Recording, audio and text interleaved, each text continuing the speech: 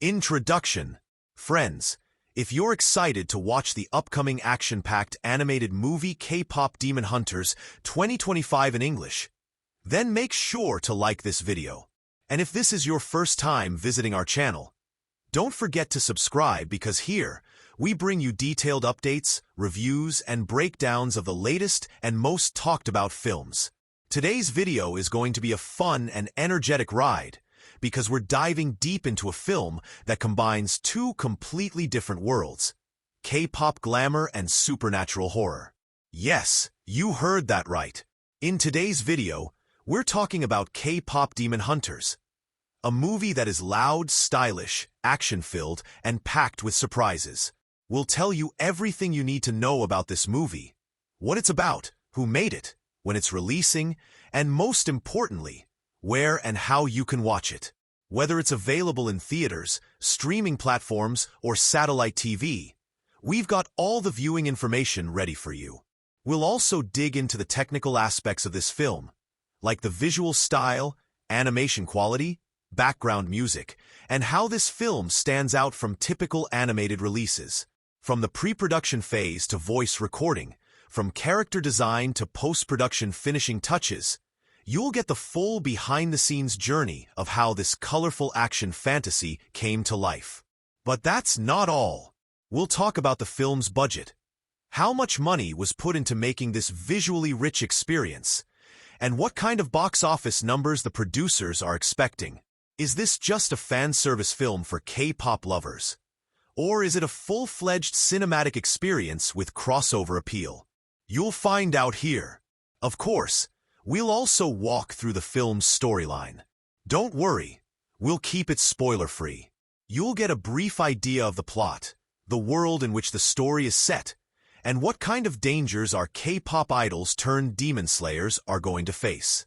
I'll share a quick review of the story as well. What works, what stands out, and what to look forward to as a viewer. And yes, we're going to introduce you to the star cast. Who's voicing which character, how each performance adds energy and emotion to the film, and what kind of characters we're going to meet. From tough fighters to mysterious villains, from quirky side characters to magical creatures.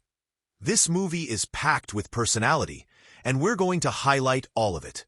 On top of that, we'll dive into some fun facts and hidden details you might miss if you're not paying attention. Easter eggs, references, animation styles, and design choices. All of that will be covered in today's video. So, my friends, make sure you stick with us till the very end, because K-Pop Demon Hunters isn't just another animated movie, it's an experience. Let's get started and explore everything about this exciting upcoming release. K-Pop Demon Hunters isn't content to simply tell a story. It delivers a full-blown spectacle layered with rhythm, danger, emotion, and identity. The narrative grabs you from the very first frame, tossing you into the high-octane life of a globally adored K-pop girl group, mid-performance, mid-sparkle, mid-perfection. But that perfection fractures fast. A note hits wrong. A shadow rides across the stage. The backdrop tears open, not metaphorically, but literally, as a demonic force begins to seep through the seams of reality. It's a whiplash moment, where a dazzling pop concert becomes a battlefield, and the fans can't tell if they're watching a special effects stunt or a supernatural catastrophe. That is how this story announces itself, stylized, high energy, and absolutely uninterested in following any rulebook. From this opening, the plot rapidly begins layering intrigue. We meet the group. 5 girls, each a superstar in her own right, with perfectly curated social media personas, sold-out tour schedules, and a grip on the cultural zeitgeist. But they're more than performers. They're secretly part of a centuries-old bloodline sworn to fight off ancient Korean demons that have adapted to the digital age. These aren't your grandmother's ghosts. They haunt hashtags, slip into live streams, and possess sound waves. The girls' double life unfolds against the glitzy backdrop of celebrity, but behind it lies a darker truth. Their fame is a smokescreen. Their fandom's a shield. Every album drop doubles as a demon-fighting ritual. Every world tour is secretly an exorcism circuit. The narrative breaks away from linearity, just enough to stay unpredictable. Instead of giving us origin stories all at once, it scatters them throughout in bursts of memory, song lyrics, hallucinations, or fevered dreams. One member relives a childhood encounter with a water spirit during a flash flood in Busan. Another recalls a voice that whispered in her ear every time she stepped onto a stage. These glimpses are disjointed, eerie, and often poetic. They don't just fill in background. They heighten the urgency of the present moment. Each memory isn't passive. It's a warning, a prophecy, or a key to the puzzle. The real genius of the narrative lies in its dual conflict, outer and inner. Externally, the group is battling an uprising of demons connected to a long-buried curse. Internally, they're navigating the crushing weight of perfection, the loneliness of fame, and the fear that they're losing themselves. The antagonist, known only as the shadow producer, is less a monster and more a force of corrosion. He doesn't attack the group physically. He infects their friendships, twists their ambitions, and feeds on their insecurities. He understands that their greatest vulnerabilities aren't found in battle, but in silence, in the seconds between rehearsal and performance, in the glances they avoid backstage, in the mirror they hesitate to look into. A major turning point comes when the group faces a near-fatal mission in Tokyo, where a possessed fashion influencer lures them into a cursed photoshoot that warps reality like a fever dream. The sequence plays like a surreal horror opera. Outfits that move on their own, makeup that burns like acid, mannequins that scream. After narrowly escaping, the group's unity begins to splinter. Trust phrase. One member disappears, another begins showing signs of corruption. This fracture drives the second act, where the story shifts from a team-on-a-mission structure to a more fragmented, character-driven journey. Each girl goes her own way, haunted by different memories, driven by different goals, and facing different aspects of the demonic threat. This section is raw, introspective, and filled with visual storytelling that rivals anything on screen today. Animated graffiti comes alive with taunts. Reflections in subway windows whisper fears. Dreams bleed into waking moments. Then comes the reveal that changes everything. Their band wasn't just formed by talent scouts. It was chosen, engineered, bound by a spell that links their voices to the balance of an ancient seal. They're not just fighting demons. They're holding the gateway between worlds shut with every song. And now, it's breaking. One of their own, the long-lost sixth member, believed to have disappeared years ago, returns. But she's no longer fully human. She's a hybrid, a bridge between the demonic and the divine. Her presence reopens old wounds and unlocks suppressed memories, particularly a betrayal by their former mentor, who may have been working with the shadow producer all along. All of this builds toward the climax, a visual, emotional, and spiritual crescendo. The Soul Eclipse Festival, the world's biggest music event, becomes the battleground for the final confrontation. The sky turns red. The crowd becomes hypnotized. Demons disguise themselves as fans, stage crew, even light rigs. The group must perform a forbidden track, one that was banned for being too powerful, to seal the dimensional rift once and for all. But the risk is immense. The song may strip them of their voices forever, or worse, leave them trapped between worlds. It's not just a performance. It's a sacrifice.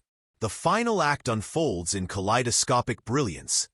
Demonic holograms, rune-marked microphones, backup dancers possessed by ancestral spirits.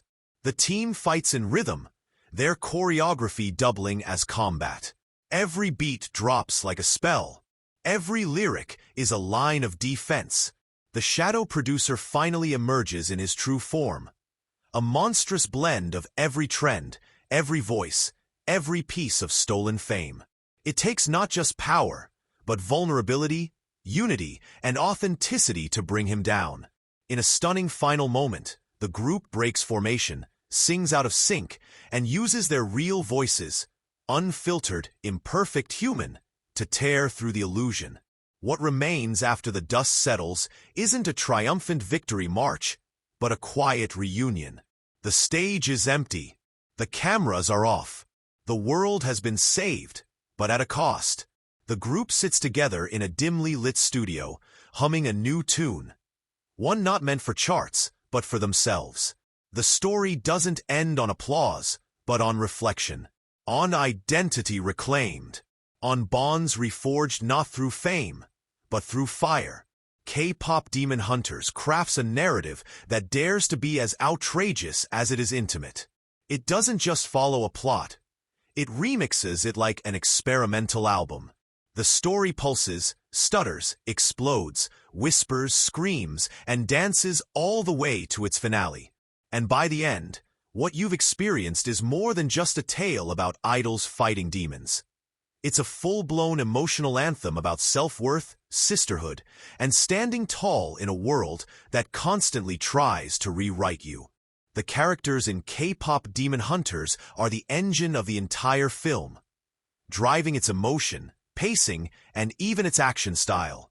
What makes them so gripping isn't just their magical abilities or flashy outfits, but how layered, vulnerable, and human they are beneath the sparkle. This isn't a movie about flawless heroines conquering evil. It's about broken, pressured, and wildly different young women learning to trust, to let go, and to grow.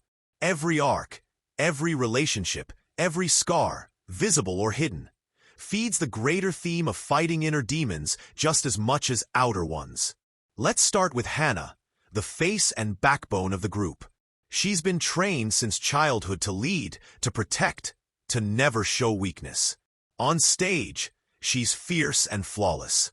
Off stage, she's burdened by the crushing weight of responsibility. Her belief in control, of the group, of herself, of every possible outcome, is her armor, but it's also her prison. The film spends time peeling this armor away, showing us moments of panic behind closed doors, silences that scream exhaustion, and flashbacks where she's forced to smile after devastating losses. Her development is slow, uncomfortable, and real. She doesn't have a massive emotional breakdown or a sudden awakening. She cracks in quiet, private moments and gradually allows herself to need others. Watching her shift from, "I have to save them all," to "we can save each other," is what makes her arc so compelling. Minji is her opposite in many ways. Where Hana internalizes, Minji explodes. She's angry, sharp, rebellious, and always ready to throw a punch before a plan. But underneath that aggression is a deep-seated fear of abandonment. Her tough act is armor, but it's also a plea, "Don't leave me again." Her backstory hits hard. A sibling possessed and lost during a failed demon hunt, a fractured home, and a lifetime of blaming herself. Minji's path toward healing isn't about becoming softer. It's about allowing herself to be cared for, to stop pushing people away. One of the film's most powerful scenes isn't a battle, but a conversation between her and Hana after a fight, where Minji finally says what she's always been too proud to admit. She's scared of losing her only family again. That one line redefines her character completely and gives the audience a reason to root for her in every scene that follows. Yuna begins as comic relief. The youngest, most energetic member, always dancing, always optimistic. But her development quietly hits the hardest. She's the one who seems untouched by trauma, and that's exactly what she wants everyone to believe. Her joy, it turns out, is a survival mechanism. She saw the darkness once, long ago, and vowed never to let it take root again. So she fights it with light, with laughter, with relentless hope. But when a demon begins feeding on her suppressed pain, her smile starts to falter. What follows is a haunting internal journey where she faces her own hidden fears. The fear that her positivity isn't strength, but naivety. The film doesn't turn her into a brooding version of herself. It lets her evolve. She learns to balance joy with honesty, energy with stillness. In the final act, it's her vulnerability that reawakens the group's unity when everything else has failed. Soo-Jin, the tech-savvy member, is almost invisible in the first third of the film. But that's intentional. She's the observer, the quiet one in the back of the room, always working, never talking. But her silence isn't passivity. It's survival. Her past includes being bullied for her strange connection to spirits, and her powers, linked to technology and sound, make her a loner by default. Yet, when the group begins falling apart, Soo-Jin becomes the one to notice the tiniest emotional shifts, the subtlest lies. Her strength lies in her perception.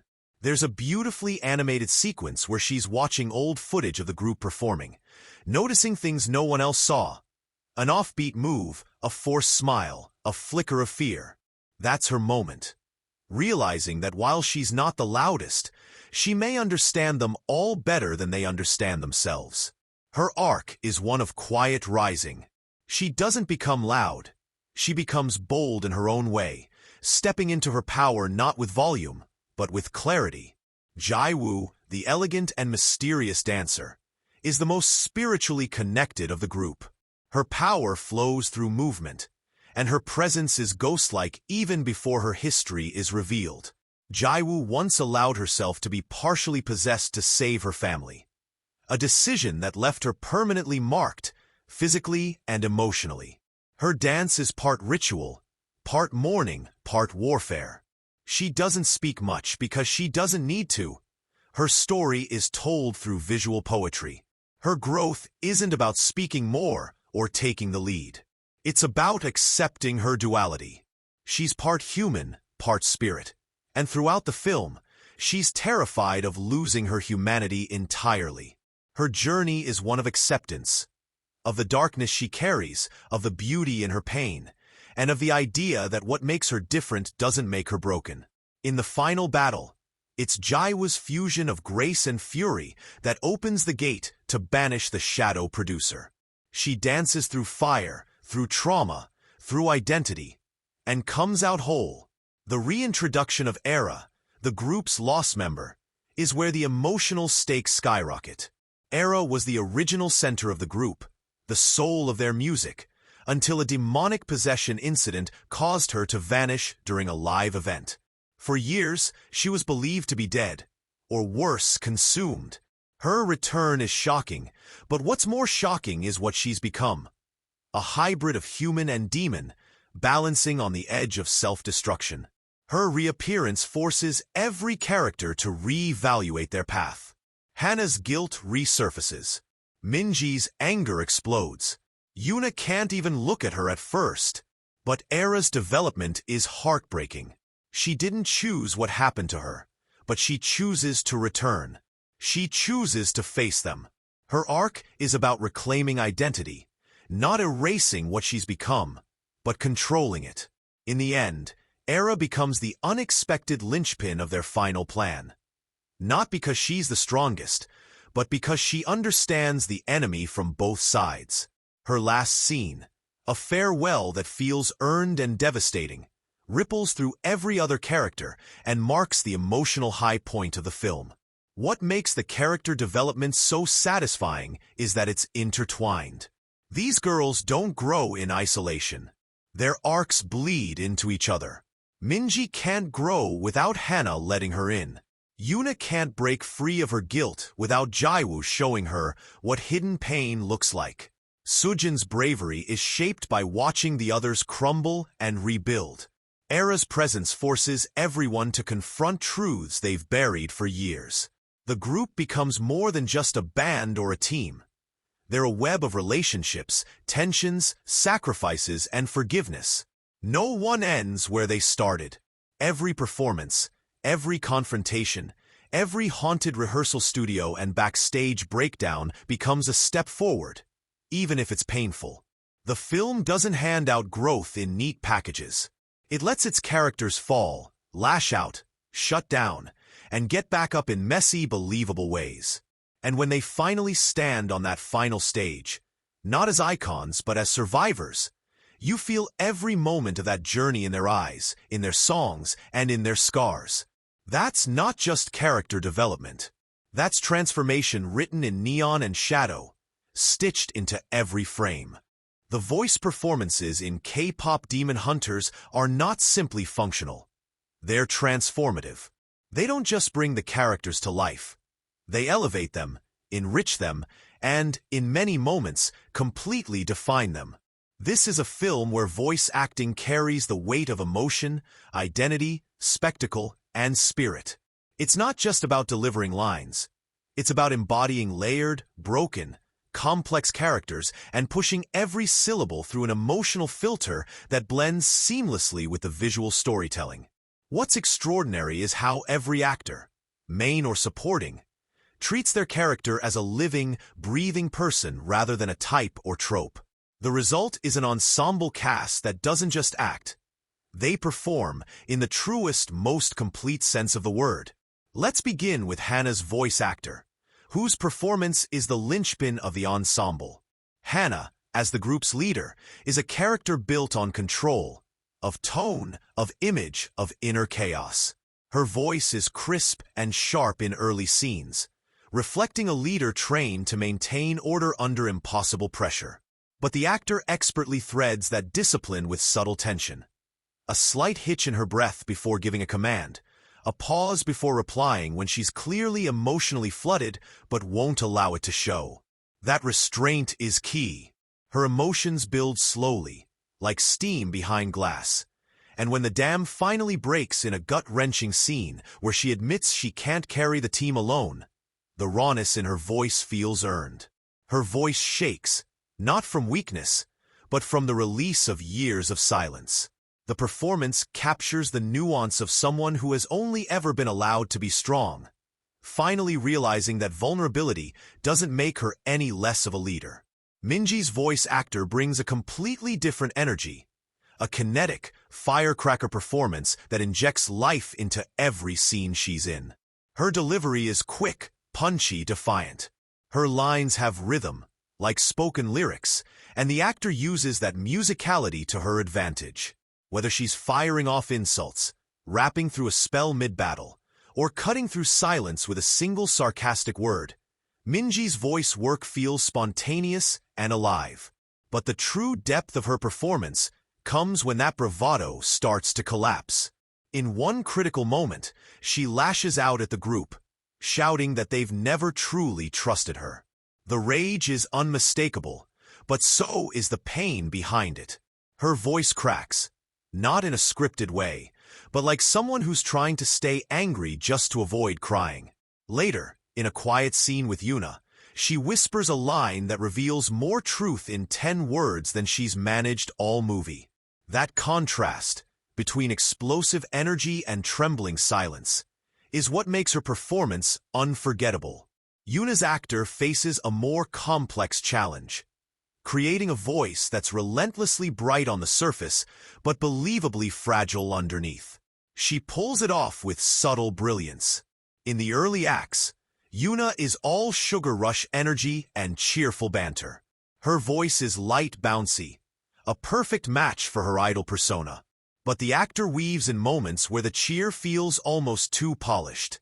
Her laughter lingers just a second too long.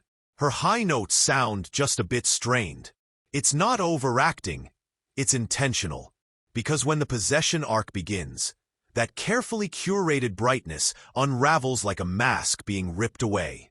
The possessed version of Yuna speaks in a soft, almost sing-song tone that sounds wrong in exactly the right way. And when she's freed, when she breaks down on stage, sobbing mid-performance, unable to continue, it's the broken whisper of her apology to her fans and her team that hits like a punch to the chest. The actor doesn't just perform a breakdown, she invites us into it. Soo-Jin's voice work is perhaps the quietest, but also one of the most detailed. She rarely speaks above a murmur, and early on, her silence makes her feel like a background presence. But every word she does speak is deliberate, measured, and loaded with intent. The actor uses the smallest shifts in tone to express enormous emotional movement. when Soo-Jin finally confronts her past, especially in a scene where she faces a corrupted version of her own voice software. Her stilted, mechanical delivery melts into a trembling, human fear. It's an extraordinary moment. Two versions of her voice, layered in conflict, the cold against the warm. When she finally chooses to stand beside the group, to speak up instead of staying behind the screen, her voice gains a quiet strength that's more moving than any speech. The progression is microscopic, but deeply effective. Jae-Woo's performance has a lyrical quality from the start. Her voice floats through scenes like wind through silk, soft, precise, almost meditative. But behind that calmness is the weight of someone who has been walking between two worlds her entire life. Her performance is full of breathy pauses and held-back emotion. In one particularly intense scene, Jae-Woo performs a spirit-summoning dance while speaking to the ghost of her first love, who died during a past mission. Her voice never rises above a whisper, but the quiver in it, the ache just under the surface, makes the scene one of the most heartbreaking in the film.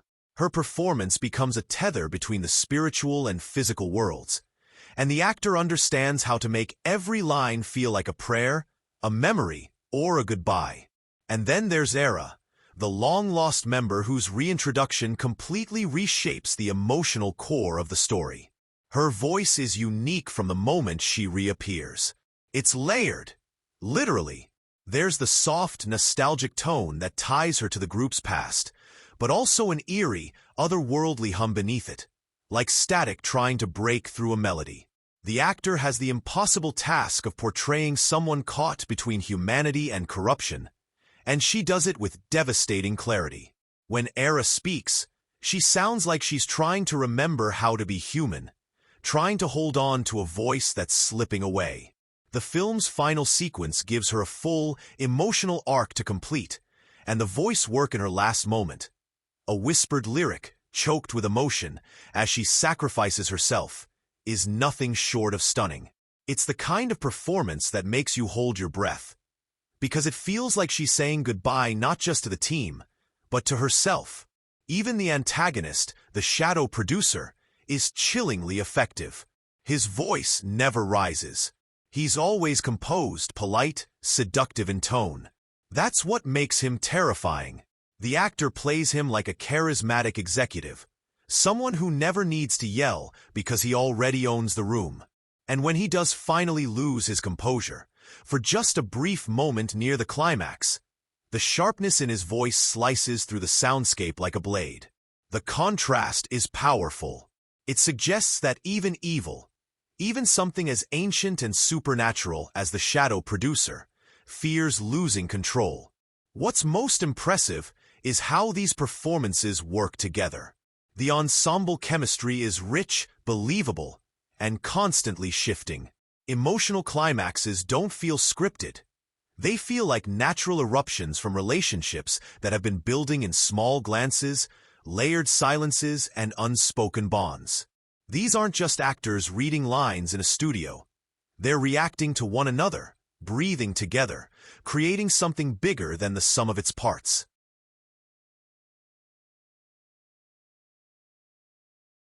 The direction of K-Pop Demon Hunters is an audacious and masterful exercise in tonal juggling that turns what could have been a simple genre mashup into a vivid, living world bursting with energy, emotion, and style. The director approaches the film with a clear, confident vision that understands the delicate balance required to merge the bright, high-energy world of K-pop with the dark, eerie undertones of supernatural horror. What emerges is a film that feels fresh and unpredictable, where every visual choice, every camera movement, and every narrative beat serves the larger emotional arc while still delivering blockbuster spectacle. Right from the opening moments, the director establishes a tone that is both dazzling and disquieting. The film opens with a crisp, meticulously choreographed music video sequence that perfectly captures the infectious energy of a top-tier K-pop group. Synchronized dancing, dazzling costumes, and neon-drenched sets. But beneath the gloss, the camera lingers just long enough on small, unsettling details. A nervous glance, a flickering shadow, a trembling hand, to hint that all is not well. This clever use of lingering shots is a stylistic hallmark of the direction, planting seeds of unease beneath the veneer of perfection that sets the stage for the story's deeper conflicts. The director trusts the audience's eye to catch these subtle signals, creating a slow-building tension that simmers just beneath the film's shiny surface. What's truly remarkable is the director's fluid control of tone throughout the movie. This is not a film that sticks to one emotional lane. Instead, it moves effortlessly between vibrant musical set pieces, quiet moments of introspection, tense action sequences, and chilling horror. The director treats these shifts not as jarring tonal whiplash, but as natural extensions of the characters' lives, where moments of joy and camaraderie sit right next to fear and heartbreak. For example, dance numbers are never just performances. They are emotional outpourings, narrative devices that reveal inner turmoil or highlight relationships. A bubblegum pop song may hide a character's growing despair, while a hard-hitting rap battle doubles as a ritual to banish a demon. This nuanced treatment of musical sequences as integral storytelling elements is a daring and inspired choice that the director pulls off brilliantly. The pacing reflects this tonal complexity with similar care. The director avoids the trap of rushing through exposition or cramming too much action into the early stages. Instead, the film breathes. It immerses viewers in the glittering world of idol culture, rehearsals, fan events, and backstage moments, before peeling back layers to reveal the supernatural chaos underneath. This slow build pays off by grounding the stakes emotionally. When the demons finally crash the party, the disruption feels personal and profound rather than just another spectacle. Throughout the middle and later acts, the pacing alternates between high-octane battles and quieter, contemplative scenes where characters wrestle with loss, betrayal, and doubt. These pauses allow the audience to catch their breath and deepen their emotional investment, a rhythm expertly calibrated by the director. Visually, the direction is a feast of inventive composition and lighting choices that convey the film's emotional and thematic undercurrents without relying solely on dialogue. The director uses framing to reflect the shifting dynamics between characters. Early on, the group is often shown tightly framed together, highlighting unity and synchronized purpose. But as tensions rise, shots fragment into isolating close-ups, off-kilter angles, and fractured reflections, visual metaphors for fractured trust and internal conflict. A recurring visual motif is the circular choreography, whether in dance or battle sequences, which begins as perfect harmony but gradually devolves into disarray as the characters' bonds fray. Lighting plays a similarly symbolic role. Soft pinks and purples dominate the idol world, representing fantasy and hope, while stark reds and deep shadows creep in during moments of danger and emotional rupture. One striking sequence involves a slow 360-degree camera spin around a breaking character on stage, the world melting away into darkness. A cinematic flourish that perfectly captures the spiral of fear and isolation. The director also embraces ambiguity and subtlety in world building, resisting the temptation to over-explain or rely on clunky exposition. The audience is plunged directly into a world where K-pop idols double as demon hunters, with rules and mythology unfolding organically through ritual, music, and character interaction. There are no lengthy voiceovers or info dumps. Instead, viewers piece together the lore through evocative visuals and cryptic dialogue. This respect for audience intelligence makes the film feel smarter and more immersive. The magic in the story isn't based on hard sci-fi explanations. It's emotional and symbolic. When a character's heartbreak literally opens a portal to the demon realm, it's not a physics problem. It's a narrative about pain made manifest, and the director leans fully into that surreal emotional logic. Music is woven into the fabric of the film's direction like a living, breathing entity. Fight scenes are choreographed and edited with the precision of a dance routine, punches and spells landing perfectly on beat drops. Possession sequences play out like corrupted musical numbers, with haunting melodies distorted by static and dissonance. The director's use of sound and music is not just background flavor. It shapes the narrative flow and emotional intensity. It's almost as if the music is the magic, a force that animates the characters and their struggles. This synergy between direction and soundtrack is a standout feature that elevates the film above typical action or fantasy fare. The villain's presence is a masterclass in restrained direction. The shadow producer's lair is an unsettling mix of corporate sleekness and supernatural dread. Backlit LCD screens, minimalist decor, and eerie silence. The director never resorts to loud scares or over-the-top theatrics with this antagonist. Instead, his menace is conveyed through stillness and subtle camera work. Long, static shots hold on the villain's composed face, where every tiny expression carries weight. His voice never rises above a whisper, but the camera lingers just enough to create discomfort. When he finally breaks his silence near the climax with a rare outburst, the impact is devastating precisely because it's so unexpected. This kind of psychological horror relies entirely on the director's careful control of timing, framing, and atmosphere. Character relationships are also highlighted through meticulous visual storytelling. Scenes of conflict are edited with quick cuts, overlapping dialogue, and chaotic framing that mirror the character's emotional fragmentation. Moments of reconciliation slow down with soft lighting, gentle camera moves, and intimate close-ups on hands and eyes, allowing subtle gestures to speak volumes. The director avoids melodrama in favor of quiet, believable interactions that feel lived in rather than scripted. This visual grammar deepens the emotional resonance and draws the audience into the group's evolving dynamics.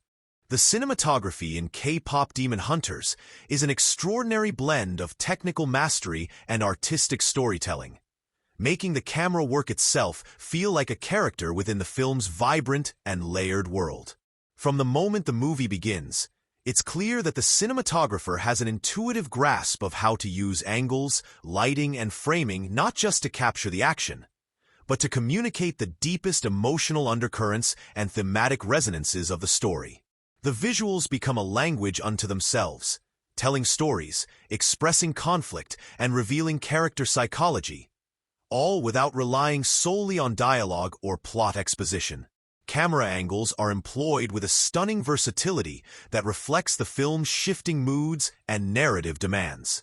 During the energetic K-pop sequences, the cinematography comes alive with dynamic, flowing movements. The camera swoops, spins, and darts like a living part of the choreography itself. There's a remarkable shot early in the film where the camera smoothly circles the group as they perform, perfectly synchronized to the beat of the music, pulling the viewer directly into the spectacle and making us feel like part of the audience watching a live concert. This fluid motion is not just visually pleasing.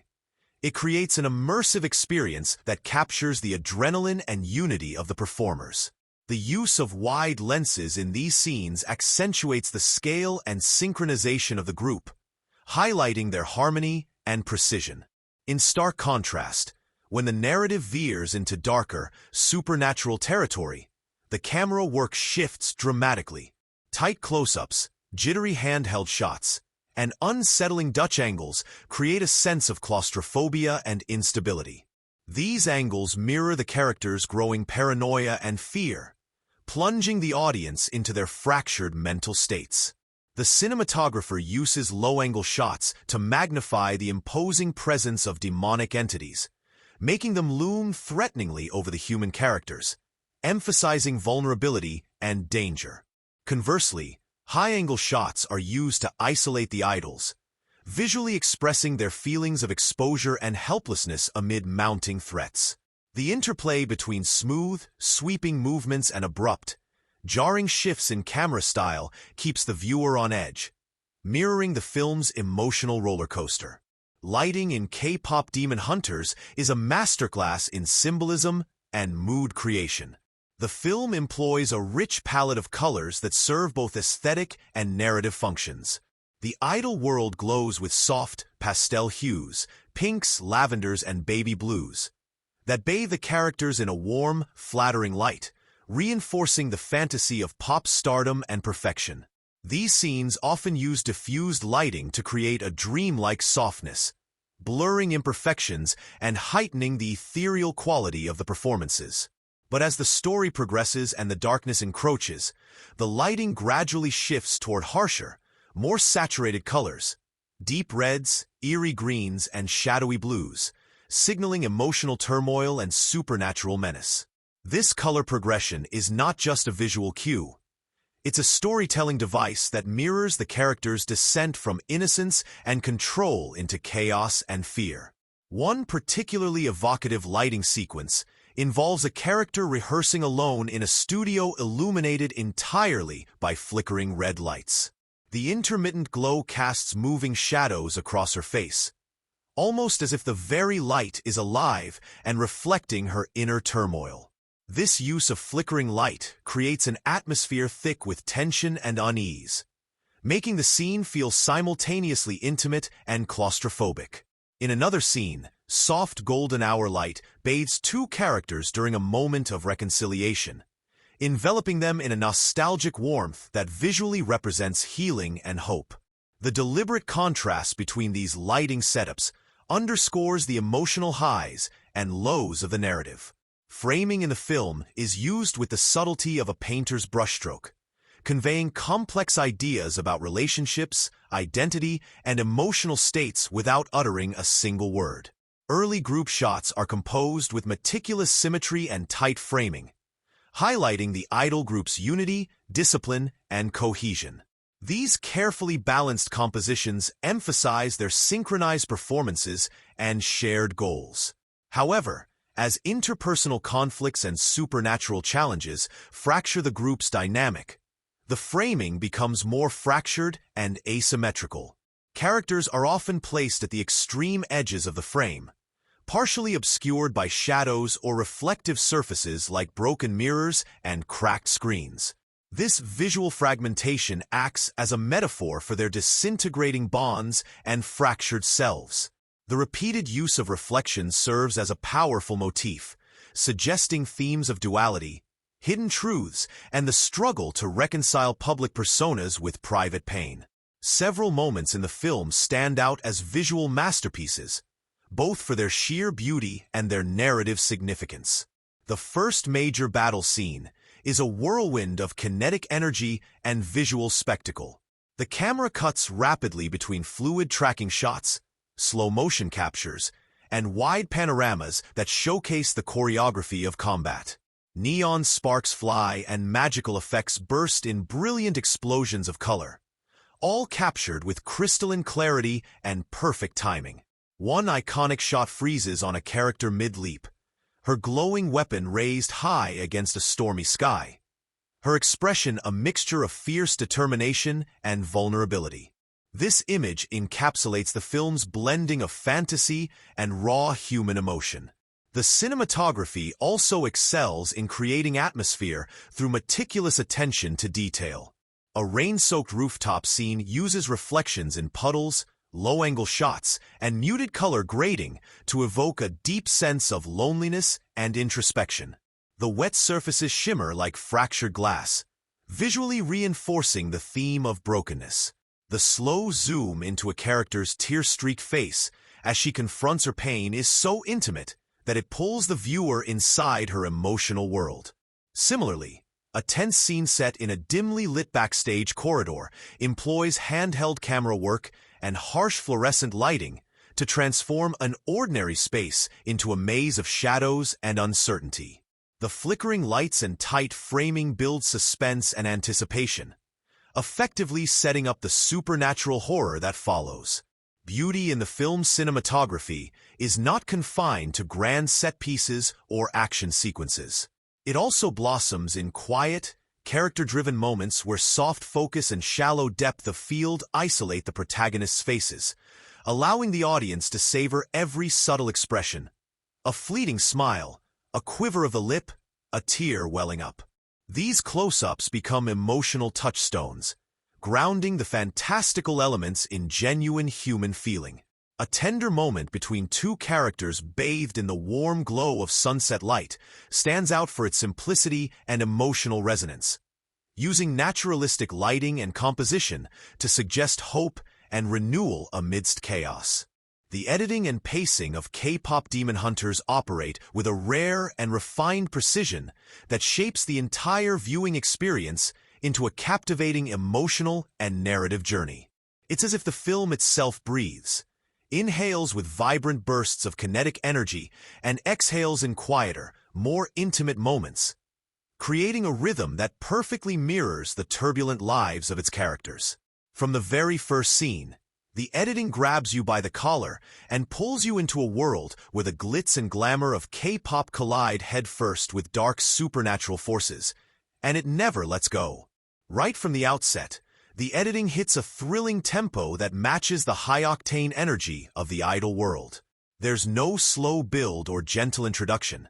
Instead, the film throws you straight into the whirlwind of rehearsals, music video shoots, and dazzling choreography. The cuts here are rapid-fire but meticulously timed, landing squarely on beats, lyrics, and dance movements, which makes every frame feel alive and charged.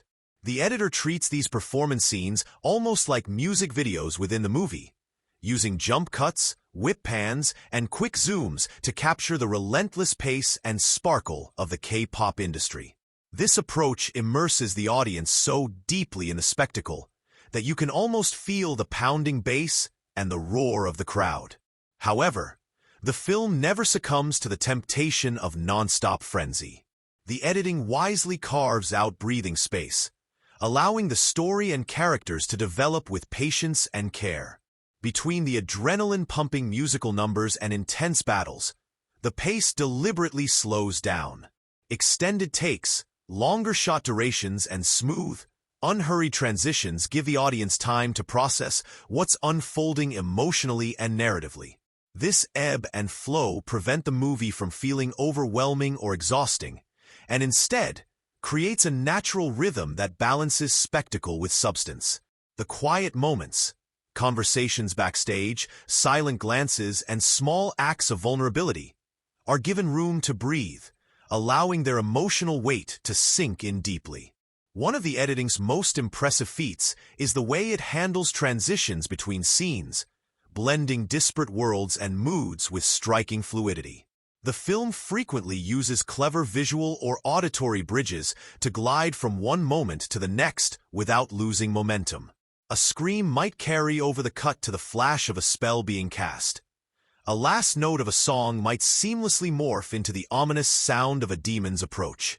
These transitions are subtle yet effective storytelling devices that weave the film's pop and supernatural elements into a cohesive whole. They keep the viewer fully immersed, blurring the lines between the ordinary and the extraordinary, the seen and the unseen. Action sequences are particularly well edited, balancing chaos and clarity with expert control. The editor alternates between rapid cuts that heighten adrenaline and slower shots that emphasize the character's skill, strategy, and emotional responses. This interplay prevents the fight scenes from descending into incoherent noise, instead transforming them into tightly choreographed, visually stunning set pieces that also carry narrative weight. The timing of cuts often syncs perfectly with sound effects and musical cues, turning battles into rhythmic, almost dance-like confrontations. Moments of silence or stillness are interspersed within the action, creating dramatic pauses that heighten tension and allow the audience to catch their breath before plunging back into the fray. Emotional sequences benefit immensely from the editor's restraint and sensitivity. Scenes that hinge on personal revelations, grief, or reconciliation are often marked by lingering shots and minimal cutting, allowing actors' performances to fully resonate. The editor trusts the audience to stay present in these quieter spaces, making every flicker of expression or tear more impactful. The pacing here is slow enough to feel natural, but never so slow that it drags, striking a delicate balance that maximizes emotional engagement without sacrificing narrative momentum. The film's climax showcases the editor's skill in building tension and delivering payoff. As the stakes rise, the pacing accelerates, with cuts becoming quicker, transitions sharper, and sequences more densely layered. Overlapping visuals, fragmented sound design, and cross-cutting between multiple perspectives create a sense of escalating chaos and urgency. But even amid this crescendo, the editing remains focused, carefully interspersing moments of personal connection and clarity that keep the audience grounded. This oscillation between spectacle and intimacy ensures the climax doesn't feel like mere action for action's sake, but a culmination of character arcs and thematic threads. Humor and lighter moments are also handled with deft timing. The editor's sense of comedic rhythm ensures that jokes land with perfect impact, often using pauses or reaction shots to heighten humor without breaking the overall flow. These moments provide necessary relief and balance, making the emotional highs and lows of the story feel more textured and authentic. Throughout the film, the editing rhythm mirrors the central theme of duality: the public persona versus private reality, harmony versus chaos, light versus darkness. It allows the audience to experience the high-speed glamour of the idol world alongside the slow, creeping dread of supernatural threats, seamlessly shifting between these tones without losing coherence or engagement. This dynamic pacing keeps viewers hooked, never bored, and emotionally invested. In essence, the editing and pacing of K-Pop Demon Hunters are a carefully choreographed dance that drives the film's energy, emotion, and storytelling. By weaving together moments of exhilaration and quiet reflection with seamless transitions and intuitive timing, the editor crafts a flow that feels organic and alive. It's a rhythm that not only sustains attention, but amplifies every beat of the story, making the film an exhilarating ride that's as emotionally resonant as it is visually spectacular. The soundtrack and score of K-Pop Demon Hunters operate like a dynamic heartbeat that pulses throughout the film, animating its worlds and characters with a sonic energy that's as dazzling as it is emotionally nuanced. Music here is more than just an accessory. It's a core storytelling device that helps shape the atmosphere, amplify the emotional beats, and deepen the connection between audience and narrative.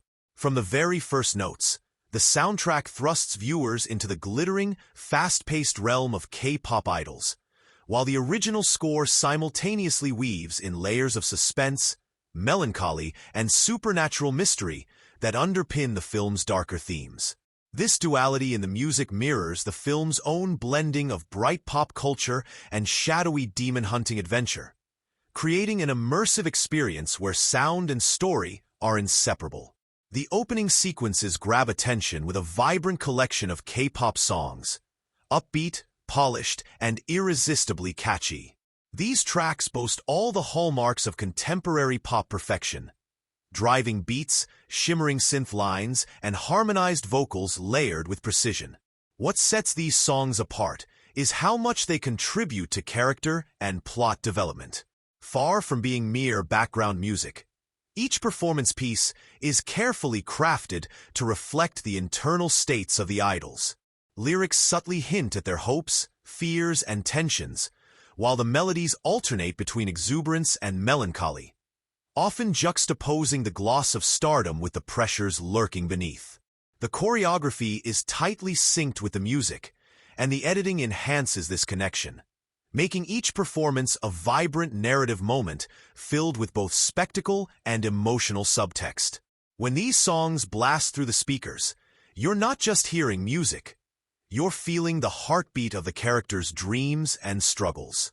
Layered beneath this pop veneer is an original score that shifts the mood from dazzling to eerie with masterful subtlety.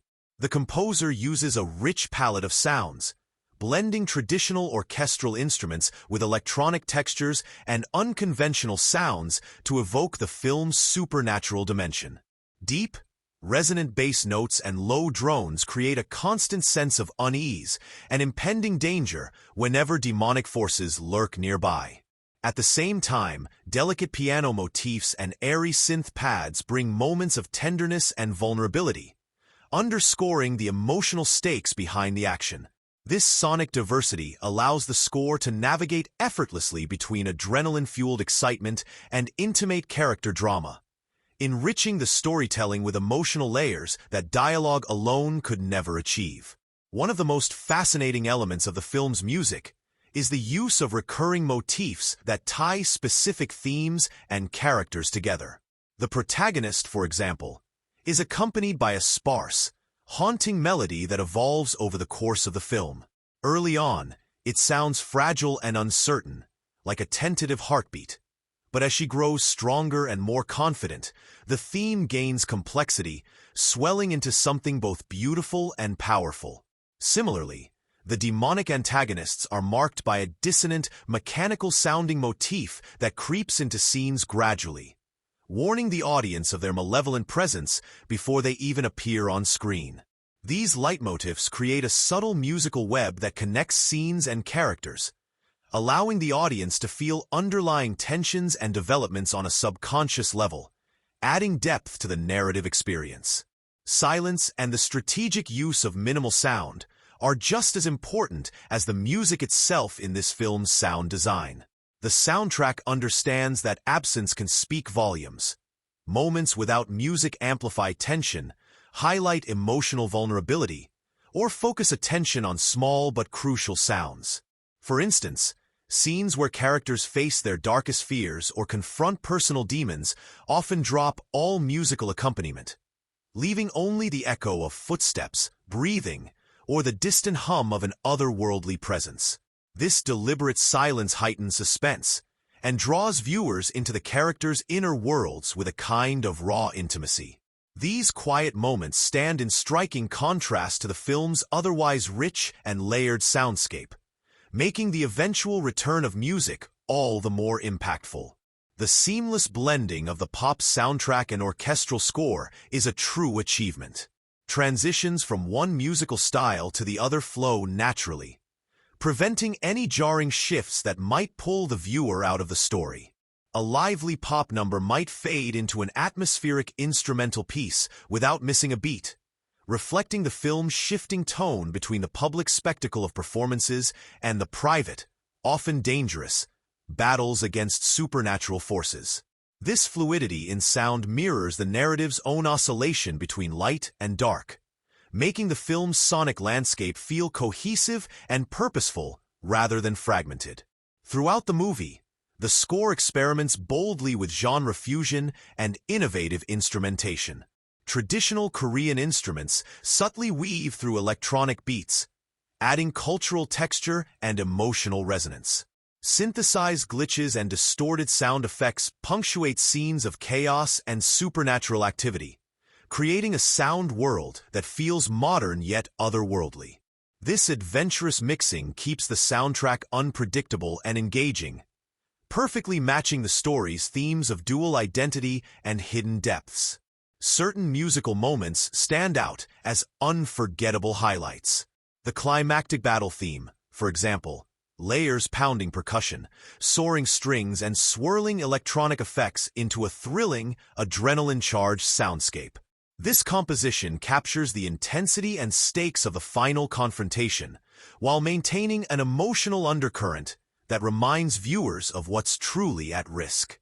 In contrast, a quieter, melancholic piano piece accompanies a poignant scene of loss and reflection, its sparse notes conveying profound sadness and hope with elegant simplicity. These standout tracks linger in the mind long after the film ends, underscoring the power of the soundtrack to elevate narrative moments into emotional milestones. Ultimately, the music of K-Pop Demon Hunters is far more than just an auditory backdrop. It is a vital narrative engine. It electrifies the film's high-energy performances, envelopes the audience in atmospheric tension, and gives voice to the characters' unspoken emotions. By blending infectious pop tunes with haunting orchestral score, weaving in recurring motifs and moments of silence, and experimenting with sonic textures. The soundtrack creates a rich, immersive soundscape that invites viewers to feel every thrill, fear, and hope alongside the characters. It is a sonic journey as vibrant and complex as the film itself, making the experience unforgettable on both a visceral and emotional level.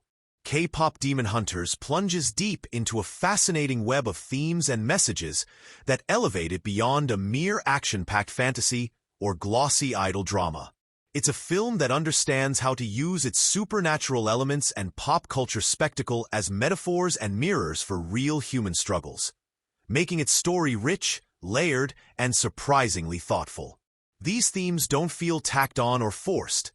Instead, they grow naturally out of the characters' journeys, relationships, and the world they inhabit, inviting viewers to engage not just with the thrills on screen, but with the ideas beneath. At the heart of the film lies the theme of dual identity, a compelling exploration of how people navigate the tension between who they are publicly and who they are privately. The main characters exist in two starkly different worlds: the glamorous, controlled realm of K-pop idols and the dark, unpredictable domain of demon hunting. This duality symbolizes the masks everyone wears, whether to protect themselves, fit societal expectations, or cope with inner fears. The film vividly portrays how exhausting and isolating it can be to constantly switch between these identities, hiding true emotions behind practiced smiles and flawless performances. Yet, it also celebrates this dual existence, suggesting that sometimes the very act of managing different selves is a form of strength and survival. This nuanced treatment gives the theme emotional depth and relatability, turning what could have been a cliché into a resonant, heartfelt exploration. Closely tied to this is the theme of performance, both on stage and in life. The film deftly examines the idea that much of what we do is a kind of performance, shaped by expectations and the desire for acceptance. Through scenes of intense rehearsals, tightly controlled public appearances, and private moments of doubt, K-Pop Demon Hunters exposes the pressures behind the spotlight. It asks provocative questions about authenticity. How much of ourselves do we hide? Can performance be liberating as well as constraining? Is the self behind the mask any less real? These questions are explored without didacticism, instead woven into the characters' arcs and interactions, inviting viewers to reflect on their own experiences with identity and self-presentation. Fear and courage form another powerful thematic backbone. The demons the characters fight are not just external threats, but symbols of internal anxieties, traumas, and insecurities. The film portrays fear as a complex, multifaceted force, not something to be banished entirely, but something to be understood and confronted. Characters face moments of paralyzing doubt and terror, and their victories come not from fearlessness, but from the courage to keep going despite fear. This message reverberates throughout the narrative, especially in scenes where characters stumble, fall, and find the strength to rise again. It's a deeply human portrayal of resilience that adds emotional heft to the supernatural action.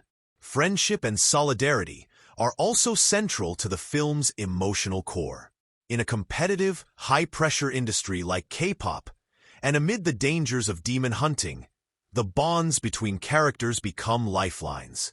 The movie highlights how trust, loyalty, and mutual support help the team overcome external threats and internal conflicts. These relationships provide warmth and grounding, humanizing the fantastical elements and making the stakes feel more immediate and personal.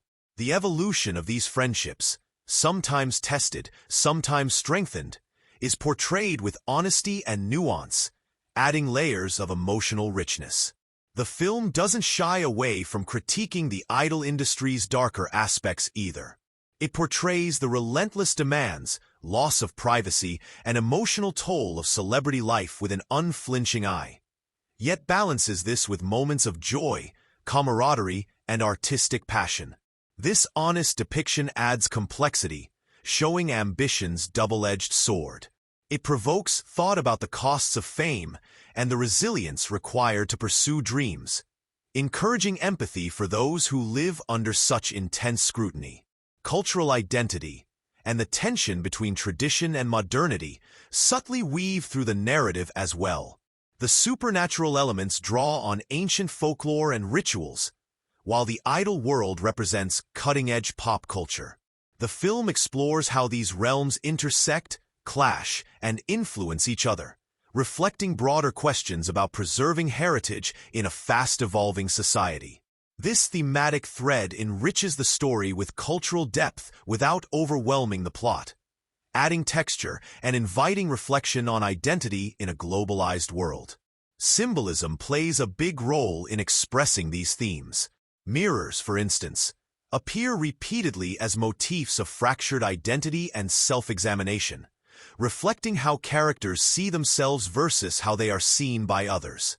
The juxtaposition of bright stage lights and encroaching shadows visually underscores the tension between public image and hidden truths. These artistic choices invite viewers to read beneath the surface, engaging with the film's messages on multiple levels. The film also tackles ideas about transformation and authenticity. Characters undergo profound change, and the story questions whether this means losing oneself or uncovering a deeper, truer identity. The Demon Hunters' ability to blend their idol personas with their hidden powers suggests that embracing complexity and contradiction is key to growth and self-acceptance. This theme encourages audiences to embrace their own multifaceted identities and challenges. Throughout, K-Pop Demon Hunters keeps its themes accessible and emotionally engaging by showing rather than telling. It trusts the audience to pick up on nuances and symbolism without spoon-feeding messages. The result is a film that feels alive and thought-provoking, not preachy or overstuffed. Its exploration of identity, fear, friendship, ambition, and cultural heritage creates a resonant emotional tapestry that lingers long after watching. In the end, K-Pop Demon Hunters is a story that entertains with thrilling action and dazzling performances while inviting reflection on the complexities of modern life. Its deeper themes transform it into a multi-layered experience, one that challenges, moves, and connects with viewers by holding up a mirror to our own struggles with self, society, and belonging. It's a film where the demons may be supernatural, but the real battles and victories feel profoundly human. The visual effects and CGI in K-Pop Demon Hunters represent a carefully crafted fusion of imagination, technology, and practical artistry, designed to bring the film's unique universe to life in a way that feels both spectacular and grounded. From the very first moments, it's evident that the filmmakers were committed not only to dazzling audiences with eye-popping visuals, but also to ensuring those effects serve the story and deepen immersion. The result is a seamless integration where digital wizardry enhances, rather than overshadows, the film's narrative, characters, and emotional stakes. One of the most impressive achievements is how naturally the CGI blends with practical effects and real-world environments. Rather than relying heavily on green screen or purely digital backdrops, the film roots its supernatural elements in tangible settings. Carefully constructed sets, authentic locations, and physical props that give the actors a concrete world to inhabit. This foundation grounds the story and performances, creating a sense of authenticity that makes the later digital enhancements feel like organic extensions of reality. When demons appear, magical energies flare, or reality itself warps, the CGI layers smoothly onto this practical groundwork, creating effects that feel believable and visually coherent within the film's aesthetic. The design and animation of the supernatural creatures are standout highlights. The demons are conceived with striking creativity, combining eerie, fluid movements with intricate textures, glowing eyes, and shifting forms that captivate without becoming cartoonish. This complexity allows the creatures to evoke genuine menace and otherworldliness while fitting into the movie's grounded tone. The CGI brings to life impossible shapes and transformations that no practical effect could achieve alone. But careful attention to detail ensures these creations never break the suspension of disbelief. The result is a collection of supernatural beings that are as fascinating as they are frightening, pulling viewers deeper into the film's mythos. Action sequences benefit enormously from the expert use of visual effects. Magical combat scenes burst with energy as spells and supernatural forces swirl through the air, augmented by vibrant digital effects like crackling lightning, shimmering auras, and explosions of light. The CGI reacts dynamically to the characters' movements and surroundings, making every strike and dodge feel weighty and impactful. The choreography and stunt work are enhanced by these effects, turning fights into multi-layered spectacles that balance clarity and chaos. Rather than cluttering the screen, the visual effects emphasize key moments, helping to communicate the stakes and power dynamics in ways that pure physical combat couldn't. Lighting and particle effects are deployed with artistic precision to shape mood and atmosphere throughout the film. Scenes involving the demon realm or magical encounters often use digital enhancements to create eerie, shifting light patterns, glowing embers, flickering shadows, and pulsating colors that evoke unease and mystery. These effects immerse the audience fully in the film's supernatural world, transforming ordinary spaces into places of danger and wonder. The color palettes shift subtly between the glossy, neon-lit stages of K-pop performances and the dark, shadowy hues of the otherworldly threats, with visual effects serving as bridges that reinforce these contrasts. Beyond creatures and combat, the film incorporates CGI in innovative storytelling ways. Digital overlays appear during performances and training sequences, reflecting the high-tech, media-saturated environment the idols inhabit. Stylized visual motifs, such as glitch effects, fractal patterns, and reality warping distortions, signal shifts in perception or supernatural interference, helping viewers navigate the film's complex narrative layers without confusion. These effects are visually striking but also purposeful, enriching the story rather than distracting from it. Practical effects hold an essential place alongside the CGI, creating a tactile, textured world that digital effects enhance rather than replace. Detailed makeup, prosthetics, and animatronics bring many demon features and transformations to life physically, providing a sense of weight and realism that pure CGI sometimes lacks. The actors' performances benefit from interacting with physical elements, which lend credibility and nuance to their portrayals. Practical stunt work and choreographed fight scenes are supported by digital enhancements that add sparkle, impact, and surreal touches without overshadowing the physicality on display. What truly elevates the film's visual effects is their integration with narrative and emotion. The effects are never mere spectacle. They underscore character development and thematic ideas. For example, the glowing aura that surrounds a character at a moment of self-realization visually expresses empowerment and transformation. Shadowy distortions might reflect inner turmoil or encroaching danger, turning abstract emotions into palpable images.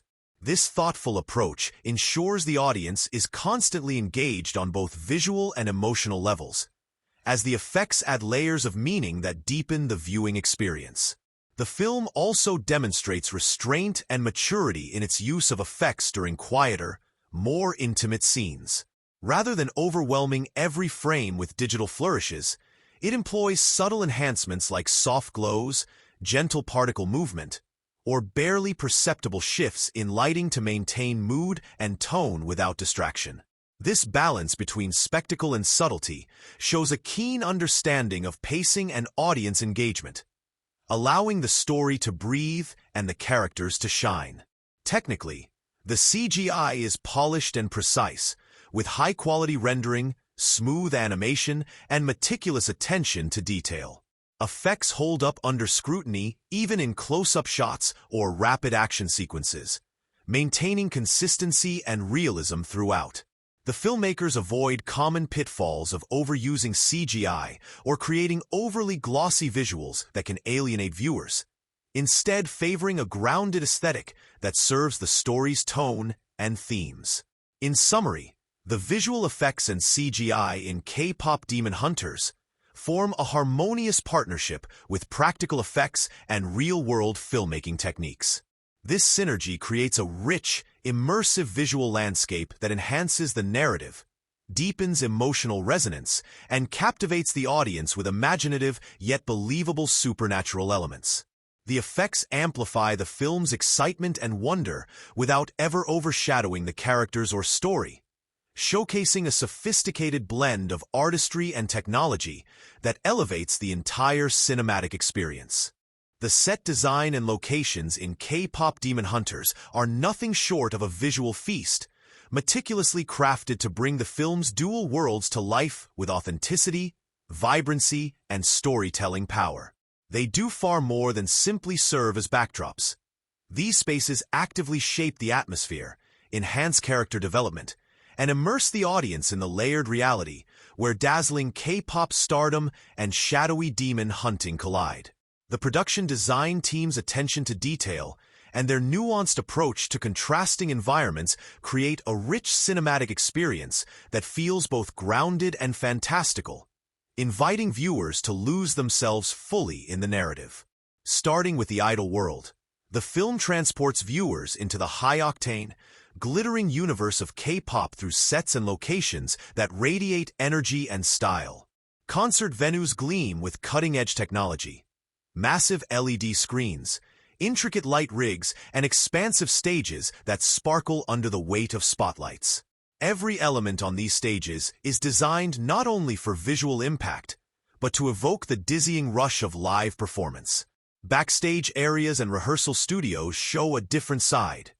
Less glamorous but equally intense, with mirrored walls, sound equipment, and dance floors worn from countless practice sessions. These spaces are alive with the palpable tension and passion of idols working relentlessly to perfect their craft, conveying the pressure and dedication behind the scenes. Costume racks, makeup stations, and personal lockers are scattered with signs of personality and camaraderie, making these spaces feel real and lived in.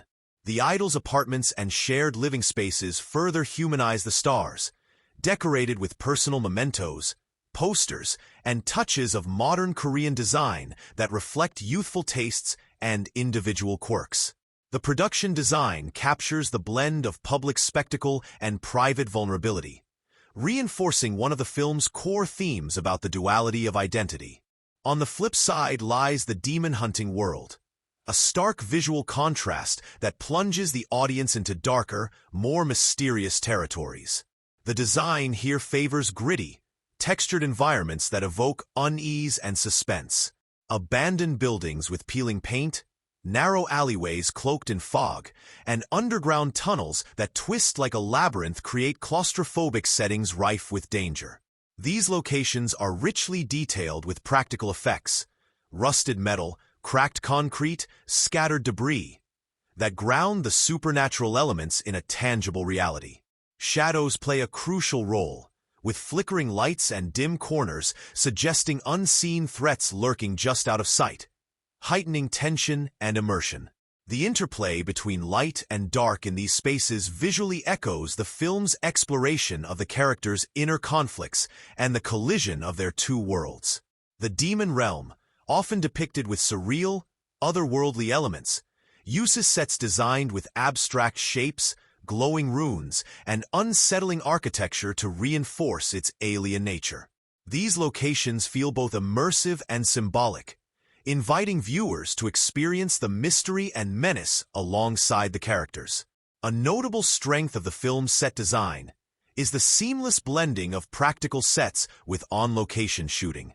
Urban landscapes feature prominently, with neon-lit streets bustling with life, street vendors, and vibrant signage that capture the energy of contemporary South Korean cities. These authentic locations add texture and realism, grounding the story in a recognizable world that contrasts with the film's more fantastical elements. Rooftops overlooking sprawling cityscapes provide sweeping vistas that emphasize themes of isolation or contemplation, while quiet parks or intimate cafes offer moments of respite and character reflection. Props are intricately integrated into these settings, enhancing believability and narrative depth.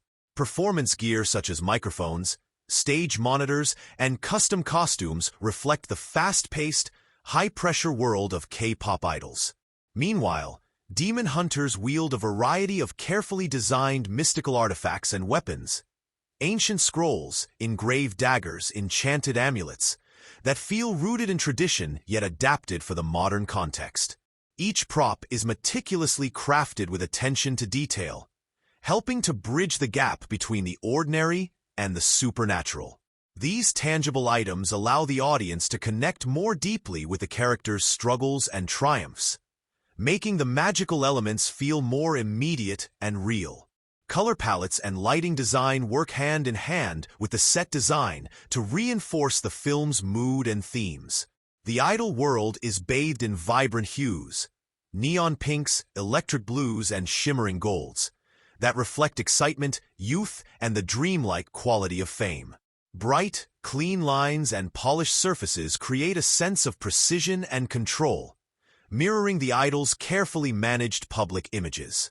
In contrast, the demon world and related locations favor darker, muted tones, deep blues, grays, and blacks, with textures that suggest decay and mystery.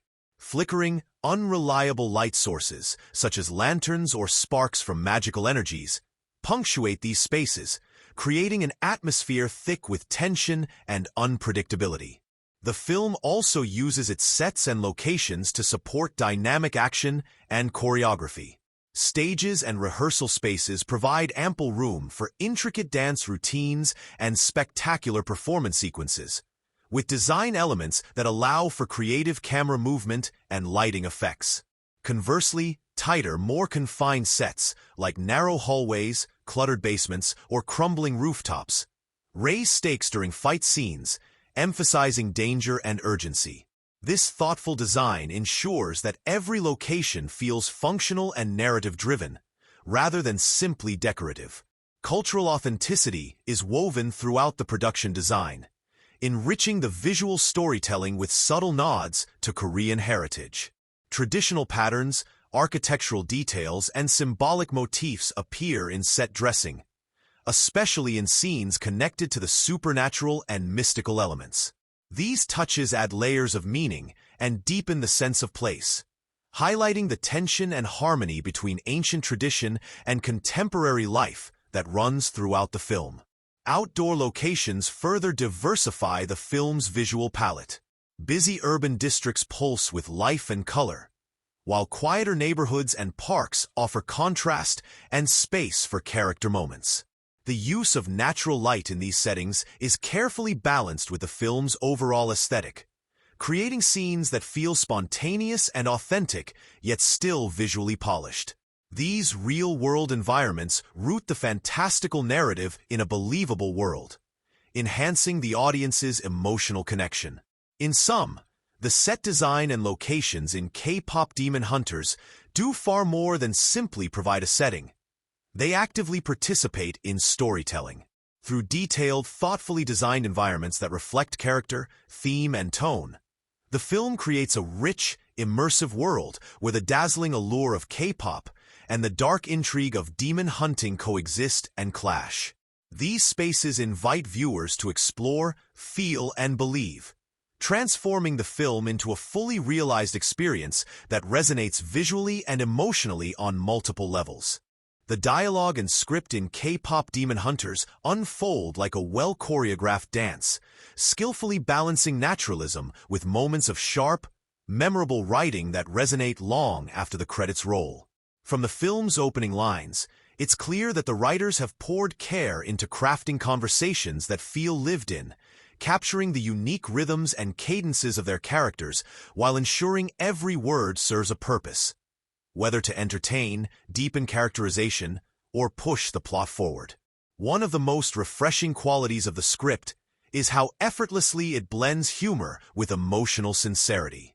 The witty exchanges between the demon-hunting idol team are peppered with clever banter, playful sarcasm, and light-hearted teasing that break tension without undercutting the stakes. These moments of levity don't feel like throwaway jokes, but rather organic extensions of relationships built on camaraderie and mutual understanding. The humor is smart and often self-aware, incorporating sly nods to the absurdity of balancing pop stardom with battling supernatural forces, which adds a metatextual layer that fans of both genres will appreciate. Yet beneath this surface of quick wit and charm lies a script rich with emotional nuance. When the story demands it, the dialogue shifts gears, becoming layered with subtext and vulnerability. Characters open up about their fears, hopes, and internal struggles in moments of quiet reflection or intense confrontation. These scenes are written with sensitivity and restraint, allowing the actors space to imbue their lines with authenticity rather than resorting to heavy-handed exposition. This emotional honesty grounds the fantastical elements of the film, making the characters' journeys feel relatable and heartfelt. The script also boasts several standout lines that become thematic touchstones or powerful character declarations. These moments, whether a rallying cry before battle, a heartfelt confession, or a sharp quip that cuts through tension, are crafted with precision and delivered with conviction, anchoring key scenes and leaving lasting impressions. They often encapsulate the film's core themes, such as identity, courage, and the price of fame, giving the audience memorable soundbites that resonate beyond the immediate moment. Crucially, the dialogue reflects the film's dual settings with authentic voice and tone. Scenes set in the K-pop world buzz with fast-paced, image-conscious conversations filled with industry jargon, slang, and cultural references that feel genuine rather than stereotypical. These exchanges capture the relentless pressure, competitiveness, and glamour of idol life, revealing the characters' polished public facades alongside glimpses of their private insecurities. In contrast, the supernatural and demon-hunting sequences feature dialogue that is more terse, urgent, and occasionally cryptic, matching the high stakes and shadowy mysteries of that realm. This tonal shift helps immerse viewers in the two contrasting worlds and highlights the characters' need to navigate between them. The pacing of the dialogue is another strength. The script deftly mixes rapid-fire, snappy conversations with slower, more introspective moments, maintaining an engaging rhythm throughout. This variety prevents scenes from dragging or feeling rushed, allowing emotional beats to land with impact while keeping the momentum of the story alive. The writers know when to let characters simply breathe and share vulnerability, and when to ramp up tension with pointed exchanges or quick repartee. Cultural nuance is woven into the script with care and respect. References to Korean traditions, language idioms, and social dynamics appear naturally within dialogue, enriching the story's texture and authenticity without resorting to exposition dumps. These elements provide insight into the characters' backgrounds and the society they navigate, adding depth and specificity that elevate the narrative beyond a generic fantasy framework. The contrast between the characters' public and private speech styles adds another layer of complexity to the dialogue. On stage and in public-facing scenes, the characters speak with practiced polish, carefully managing their words to maintain flawless images.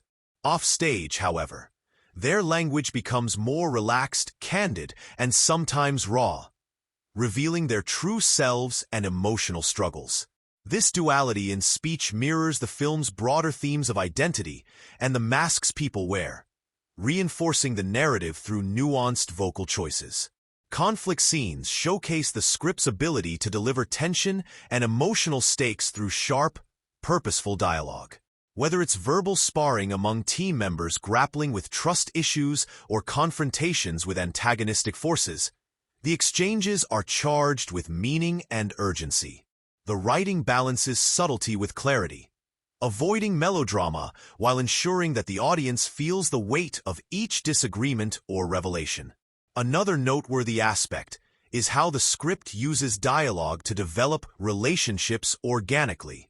Interactions between characters reveal shifting dynamics, alliances, and personal growth, often through casual conversations or offhand remarks rather than overt exposition. This approach respects the audience's intelligence and invites deeper engagement, making character arcs feel earned and satisfying.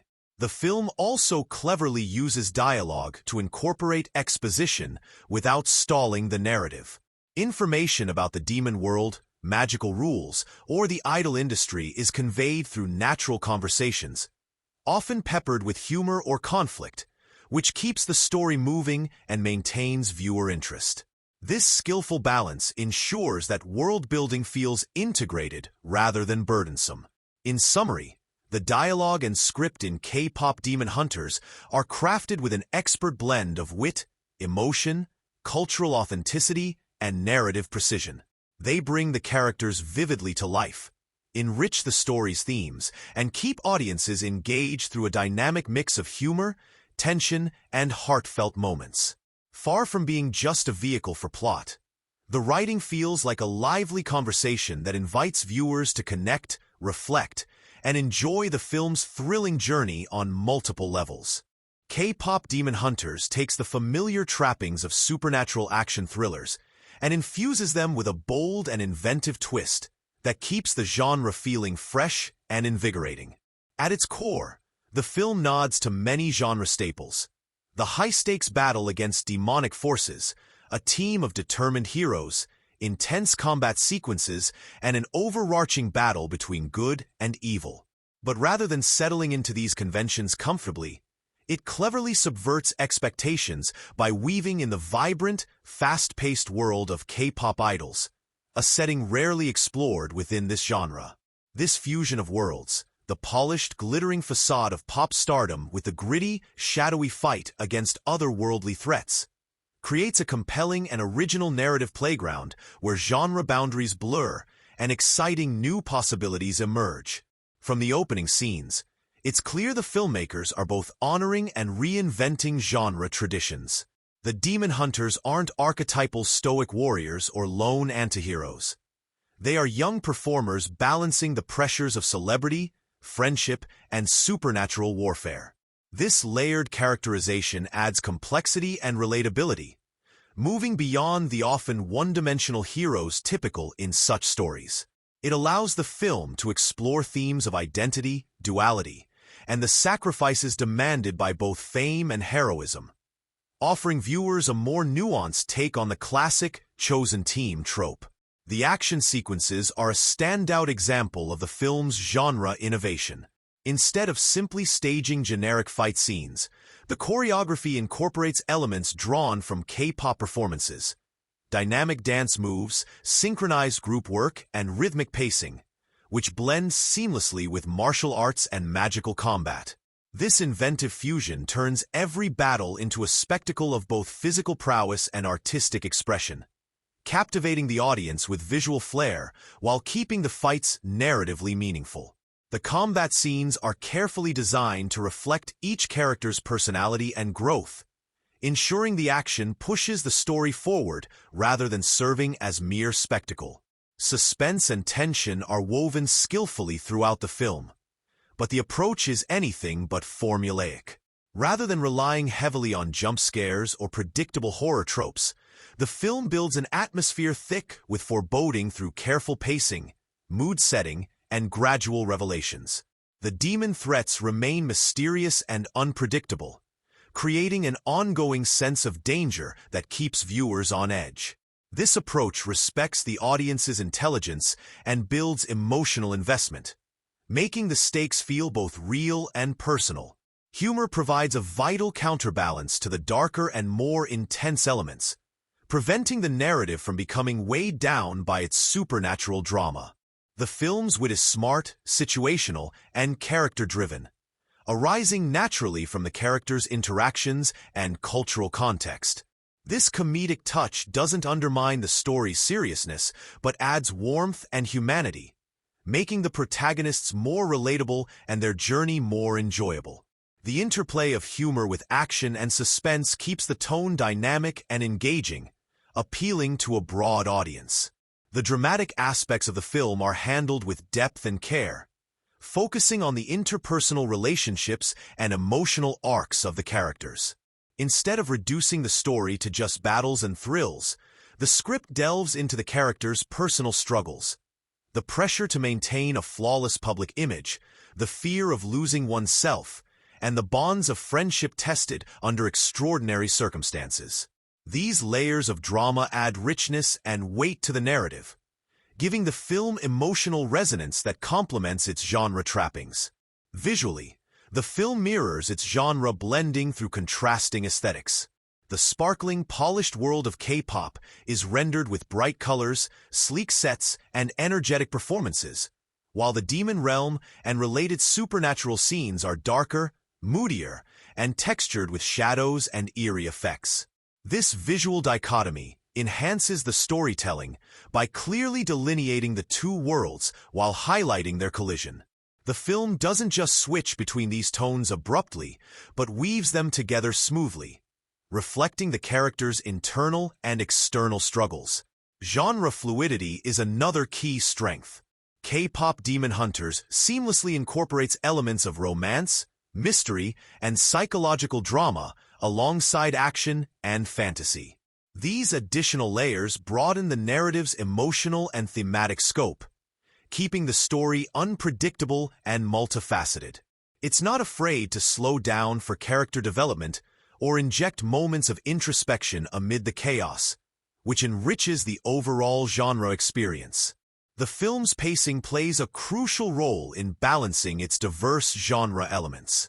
High-energy musical numbers and action set pieces alternate with quieter, character-driven scenes, creating a rhythm that sustains audience interest and emotional engagement. This careful modulation prevents fatigue and maintains a sense of momentum, making the story's twists and turns all the more impactful. Regarding clichés, the film is savvy in its use. It acknowledges familiar genre beats, the chosen ones, the battle between light and darkness, secret powers, but twists and deepens these ideas in unexpected ways. For example, the chosen one motif is complicated by the characters' public identities and personal insecurities, adding layers of realism and moral ambiguity. This thoughtful subversion keeps the narrative fresh and prevents predictability, inviting viewers to reconsider genre conventions with new eyes. Overall, K-pop Demon Hunters is a vibrant example of how genre filmmaking can evolve by respecting tradition while daring to innovate. Its bold premise, inventive tone, and careful balancing of action, suspense, humor, and drama create a film that feels both comfortably familiar and thrillingly original. It invites audiences into a world where the boundaries between genres dissolve, offering a uniquely entertaining and emotionally satisfying experience. K-pop Demon Hunters isn't just an adrenaline-fueled supernatural action flick. It also cleverly weaves in sharp social and cultural commentary that enriches the story and invites viewers to think deeper about the world behind the spectacle. What makes these themes stand out is how naturally they're integrated into the narrative and characters, never feeling like heavy-handed lectures or out-of-place preachiness.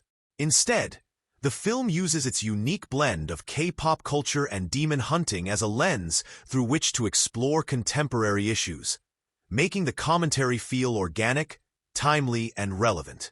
One of the most striking areas where the film dives into cultural conversation is its portrayal of the K-pop industry itself.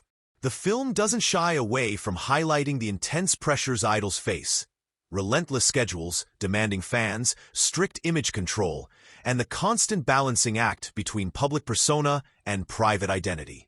These challenges are woven seamlessly into the plot and character development, revealing the often unseen emotional toll behind the glittering performances and flashing cameras. This exploration invites reflection on the broader societal obsession with celebrity culture and the cost it exacts on young performers, all framed through a thrilling narrative that keeps the audience hooked. Beyond the surface, The film touches on themes of identity and authenticity in a world that constantly demands perfection. The characters grapple with dual lives, not just as demon hunters and idols, but as individuals caught between societal expectations and personal truth. This duality resonates with anyone who has ever felt pressured to hide parts of themselves or perform for an audience, making the film's message both universal and culturally specific. The way these themes unfold is subtle yet impactful, conveyed through dialogue, character choices, and symbolic visual elements, allowing viewers to engage with the ideas without feeling overwhelmed. The film also explores issues of teamwork, trust, and solidarity in the face of adversity. The characters come from diverse backgrounds and personalities, yet they must unite to confront supernatural threats and industry challenges alike.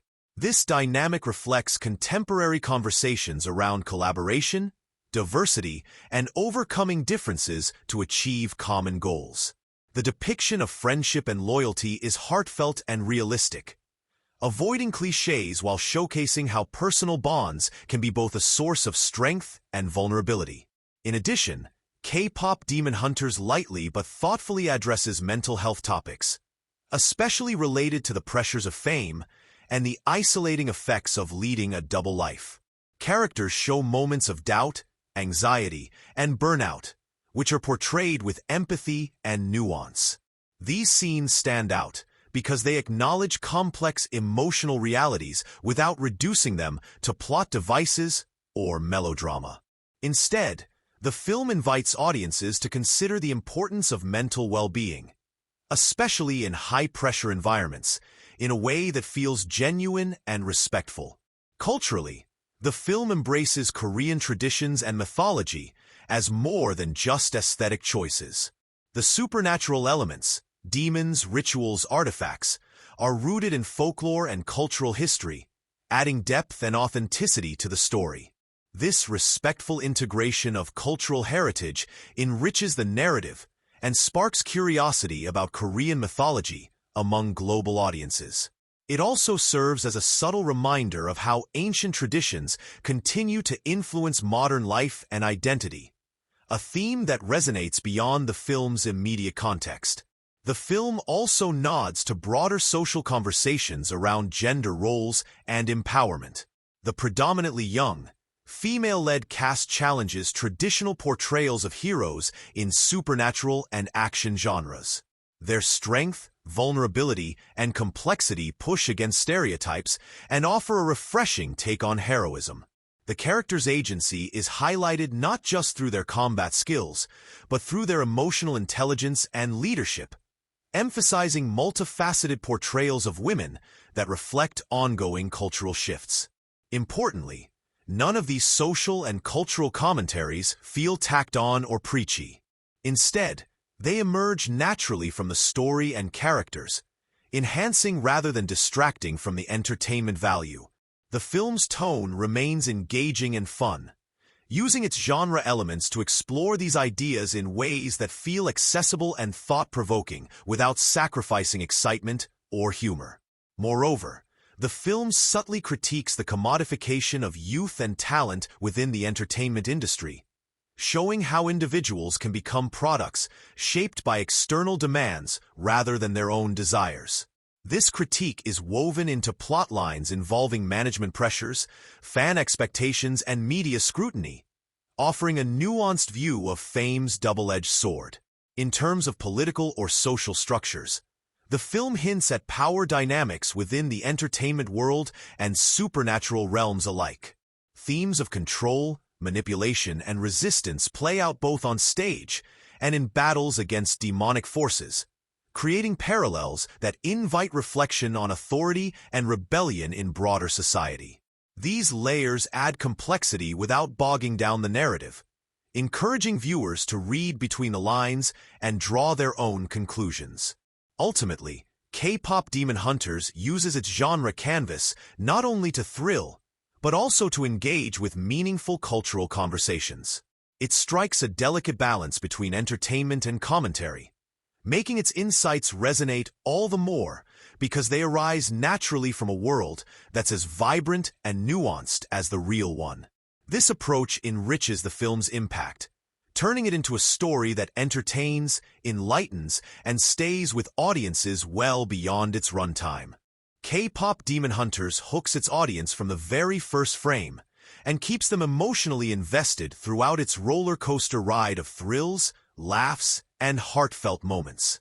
The film's ability to resonate on multiple emotional levels is a big part of what makes it so memorable and engaging. It doesn't just rely on flashy action or supernatural spectacle.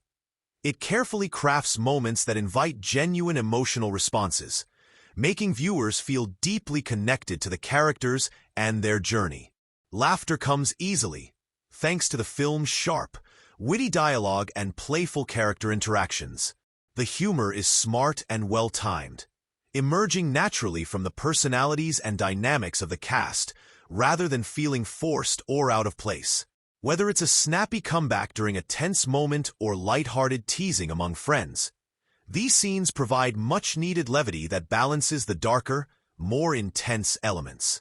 The humor also serves to humanize the characters, making them relatable and likable, which helps the audience root for them even in the face of danger.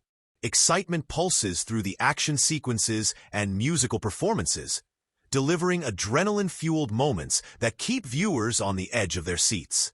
The blend of supernatural combat and K-pop choreography creates a unique spectacle that thrills not only fans of action, but also those who appreciate artistry and rhythm. These scenes are crafted to maximize engagement, fast-paced, visually stunning, and emotionally charged, ensuring that the audience experiences the rush alongside the characters. The stakes feel high and personal, amplifying the tension and investment. But the film doesn't stop at laughter and thrills. It also knows how to pull at the heartstrings. Quiet, intimate scenes reveal the vulnerabilities and struggles of the characters, inviting empathy and reflection. Moments of self-doubt, friendship, loss, and hope are portrayed with nuance, allowing audiences to see the humanity beneath the heroic exterior. These emotional beats are often understated but powerful, leaving a lasting impression and encouraging viewers to connect their own experiences with the characters' journeys. Shock and surprise are skillfully woven into the narrative through unexpected plot twists and revelations. The story isn't afraid to challenge audience assumptions or upend comfort zones, delivering moments that jolt viewers and provoke strong reactions. These surprises are never cheap tricks. They are earned through careful setup and payoffs that deepen the story and character development. This unpredictability keeps the audience engaged and eager to see what comes next. The film also invites repeated viewings and discussion by layering its storytelling with subtle details, symbolism, and thematic complexity. On first watch, audiences are drawn in by the surface-level excitement and drama, but subsequent viewings reveal new nuances, hidden clues, character motivations, cultural references that enrich the experience. This depth makes K-Pop Demon Hunters a film that fans love to revisit, analyze, and debate, fostering a community of viewers who engage with it beyond the initial screening. Moreover, the film's exploration of contemporary issues like identity, fame, and mental health encourages thoughtful reflection and conversation. Viewers often find themselves considering these topics in the context of their own lives or society at large, sparked by the film's authentic portrayal of its characters' struggles. This emotional resonance elevates the film from mere entertainment to a piece of storytelling that prompts introspection and dialogue. The chemistry among the cast further enhances audience engagement. The believable relationships, whether friendship, rivalry, or mentorship, make emotional moments hit harder and create a sense of investment in the characters' fates. Audiences care not just about the big battles, but about the personal victories and setbacks, making the highs feel exhilarating and the lows deeply affecting. The film's pacing also supports its emotional connection with viewers. It balances fast-paced sequences with slower, character-focused scenes, giving audiences time to breathe, process, and build empathy. This rhythm ensures that the emotional impact is never diluted by constant action, and that quieter moments have the space to resonate fully. In sum, K-Pop Demon Hunters excels at engaging its audience on every emotional front. It makes viewers laugh, cheer, gasp, and even tear up, creating a rich emotional tapestry that invites deep investment. The film's combination of thrilling spectacle, heartfelt drama, and thoughtful commentary transforms it into an experience that stays with audiences, inspiring repeat viewings and lively discussions long after the credits roll. K-Pop Demon Hunters carves out a distinct space in the crowded world of supernatural action films by blending genres and cultural elements in ways that set it apart from many of its peers. When you line it up against other demon hunting or supernatural thrillers, it certainly shares some DNA. Intense battles, dark forces, heroic teams, but it refuses to be boxed in by those conventions. Instead, it injects the infectious energy and polish of K-pop culture into the mix, creating a hybrid that feels both familiar and refreshingly new. If you're thinking about how it stacks up against classic supernatural franchises like Blade or Underworld, those films lean heavily into gothic atmospheres and brooding, often solitary heroes. K-Pop Demon Hunters flips that script by focusing on a vibrant, team-based dynamic infused with youthful optimism and the kind of camaraderie you might expect from a pop group. It brings a lighter, more playful tone at times, without sacrificing the seriousness of its stakes. That contrast makes the film's mood dynamic and unpredictable, breaking away from the darker, more somber beats typical of the genre. Compared to Japanese or Korean supernatural thrillers, which often emphasize psychological horror or atmospheric tension, this film adds a uniquely pop culture-infused layer with its musical performances and idol culture backdrop. This isn't just a demon hunt. It's a spectacle that combines stagecraft, choreography, and supernatural combat, making the viewing experience multidimensional. It's rare to find a film that juggles high-octane action, fantasy elements, and musical numbers so seamlessly, which gives K-Pop Demon Hunters a signature style all its own. Looking at the director's previous works, if they're known for either action-packed storytelling or character-driven dramas, this film represents a fascinating evolution. The director manages to fuse kinetic action sequences with character moments that feel intimate and authentic, showing growth in balancing spectacle with substance. This movie might be the director's most ambitious project, yet in terms of genre blending, showcasing a willingness to experiment and push boundaries while still delivering the thrills fans expect. In terms of thematic exploration, K-Pop Demon Hunters stands out by weaving in commentary on fame, identity, and mental health, topics often sidelined or touched on superficially in genre films. This adds layers of emotional depth that invite audiences to engage with the story on multiple levels, elevating it beyond a simple good versus evil narrative. Other films in the genre often focus heavily on mythology or action, but may neglect the internal worlds of their characters. Here, the personal struggles are front and center, giving the film a more rounded and resonant feel. When you consider the film's visual and stylistic choices, it distinguishes itself with vibrant, glossy aesthetics drawn from K-pop's polished world, contrasting with the gritty, shadowy supernatural elements. This duality creates a striking visual language that many genre films lack, which often stick to one mood or tone.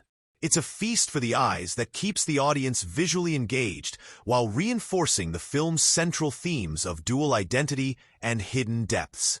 In comparison to other music-centered films or musicals that feature elements of fantasy or drama, K-Pop Demon Hunters brings a fresh perspective by situating its story firmly within the hyper-competitive, image-conscious K-pop industry.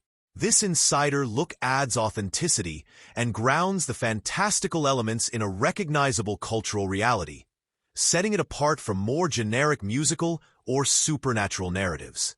The ensemble cast dynamic also differentiates the film. Instead of spotlighting a lone hero, It gives space for multiple characters to shine, each with distinct personalities, powers, and arcs. This team-based approach encourages a richer narrative and allows for varied emotional beats, from group unity to individual conflict, that many similar films don't fully explore. If you're familiar with films that blend supernatural elements with pop culture, think Scott Pilgrim vs. the World or The Mortal Instruments. K-Pop Demon Hunters shares that spirit of mixing fantasy with contemporary life, but it pushes further by integrating real-world industry pressures and cultural commentary. This gives it a sharper edge and a unique voice amid a sea of genre hybrids. Overall, when compared to others in its genre or the director's past work, K-Pop Demon Hunters stands out as a bold, inventive film that respects its roots while breaking new ground. It's a lively, stylish, and emotionally engaging adventure that redefines what a supernatural action film can be by embracing unexpected influences and stories, making it a memorable and distinctive entry in the genre. K-Pop Demon Hunters isn't just a straightforward supernatural action romp. It's packed with rich symbolism and clever metaphors that add fascinating layers beneath its flashy surface. From visual cues hidden in the set design to recurring motifs threaded through the story, these elements deepen the narrative and invite viewers to peel back the layers and discover meanings that enrich the film's core themes. One of the most striking symbolic elements is the duality that runs throughout the film. The very premise, a group of K-pop idols who are also demon hunters, sets up a constant interplay between light and dark, public and private, appearance and reality. This duality is reflected visually in the contrasting aesthetics. The bright, polished world of stage performances versus the shadowy, ominous realm of demons. These contrasting worlds serve as metaphors for the characters' struggles to balance their public personas with hidden fears and inner battles, emphasizing the universal theme of maintaining identity amid external pressures. Recurring motifs involving masks and mirrors appear frequently, subtly reinforcing this idea of dual identity. Characters often interact with mirrors or wear symbolic masks during performances or battles, which goes beyond the literal to suggest questions about self-perception, authenticity, and the roles people play in society. The masks aren't just props, they're visual metaphors for the personas the characters must adopt, and the mirrors reflect their internal conflicts. Are they seeing their true selves, or only reflections shaped by expectations? The film also cleverly uses the motif of light and color to symbolize emotional states and transformations. Scenes bathed in cold, muted tones often underscore moments of isolation, doubt, or danger, while bursts of vivid color, especially during musical performances or moments of empowerment, signal hope, unity, or self-realization. This use of color is not random, but carefully choreographed to align with narrative beats, guiding the audience's emotional journey alongside the characters. Another layered metaphor appears through the recurring image of chains and bindings, which symbolize the constraints imposed by fame, societal expectations, and personal doubts. Several characters are shown grappling with literal or figurative chains, sometimes as part of their demon-fighting gear, other times as symbolic shackles in emotionally charged scenes. These images underscore themes of liberation versus control, highlighting how the characters must break free from external and internal bonds to truly embrace their power and individuality. The use of music and rhythm itself functions as a metaphor. The choreography and musical numbers aren't just entertainment. They represent the characters' attempts to synchronize their fragmented identities and find harmony amid chaos. The patterns in their movements mirror the narrative arc, disjointed and conflicted at first, then increasingly cohesive and confident as the story progresses. This metaphor extends beyond the literal, suggesting how art and self-expression serve as tools for healing and empowerment. Symbolism also emerges through the supernatural creatures themselves. The demons aren't just generic villains, but embody specific fears, societal issues, or emotional obstacles faced by the characters. Some demons appear as shadowy figures representing internalized anxieties, while others act as externalized forces of exploitation or corruption. This layering turns battles into metaphoric struggles with personal and cultural demons, enriching the action with thematic weight.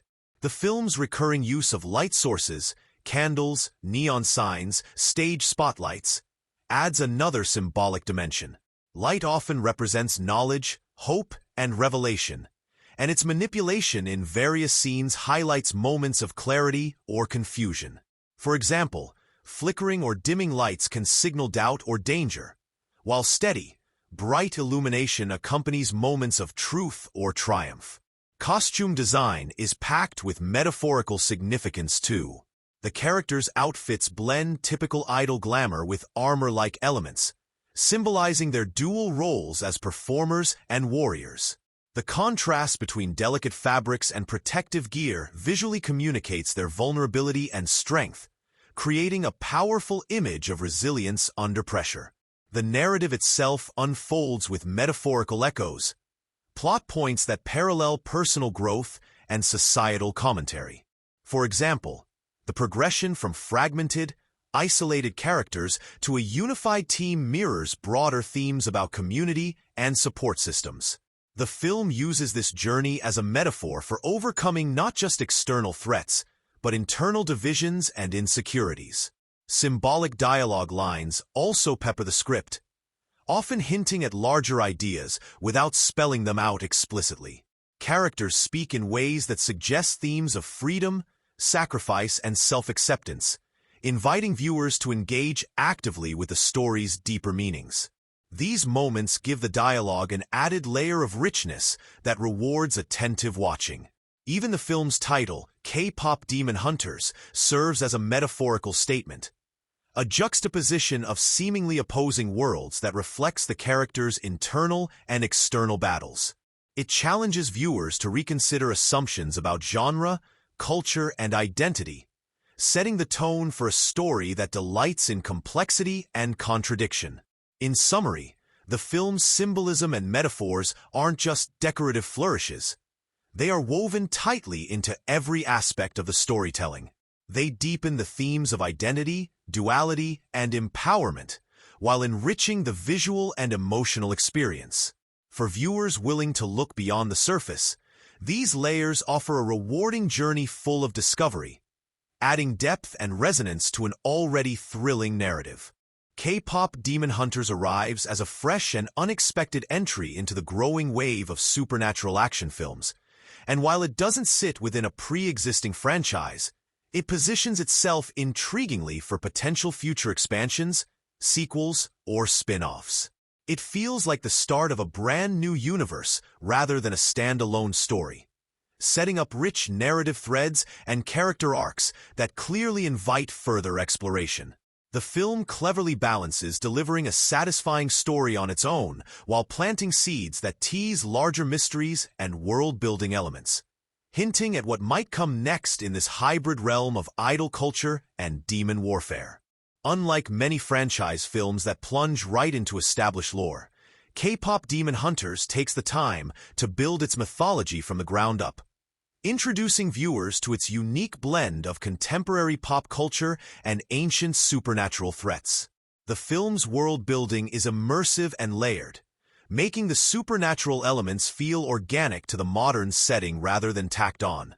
This approach creates a foundation that feels both accessible to newcomers and rich enough to reward future deep dives. The way the film handles its mythos is particularly engaging. It pulls from Korean folklore and demonology, weaving these elements into the story in a way that respects cultural heritage while also reimagining it for a new audience. This blend of tradition and innovation offers a refreshing take compared to franchises that often rely on Western supernatural tropes. The demons and supernatural creatures aren't generic villains, but have distinct origins and symbolism rooted in Korean myths, adding authenticity and depth to the narrative fabric. In terms of historical context, the film doesn't aim for a strict period portrayal, but uses historical and cultural references to enrich the story's texture. The inclusion of traditional rituals, artifacts, and spiritual beliefs acts as a bridge between past and present, grounding the fantastical elements in real cultural practices. This makes the supernatural feel less like fantasy alone, and more like an extension of living traditions, which adds layers of meaning and invites curiosity about Korean history and spirituality.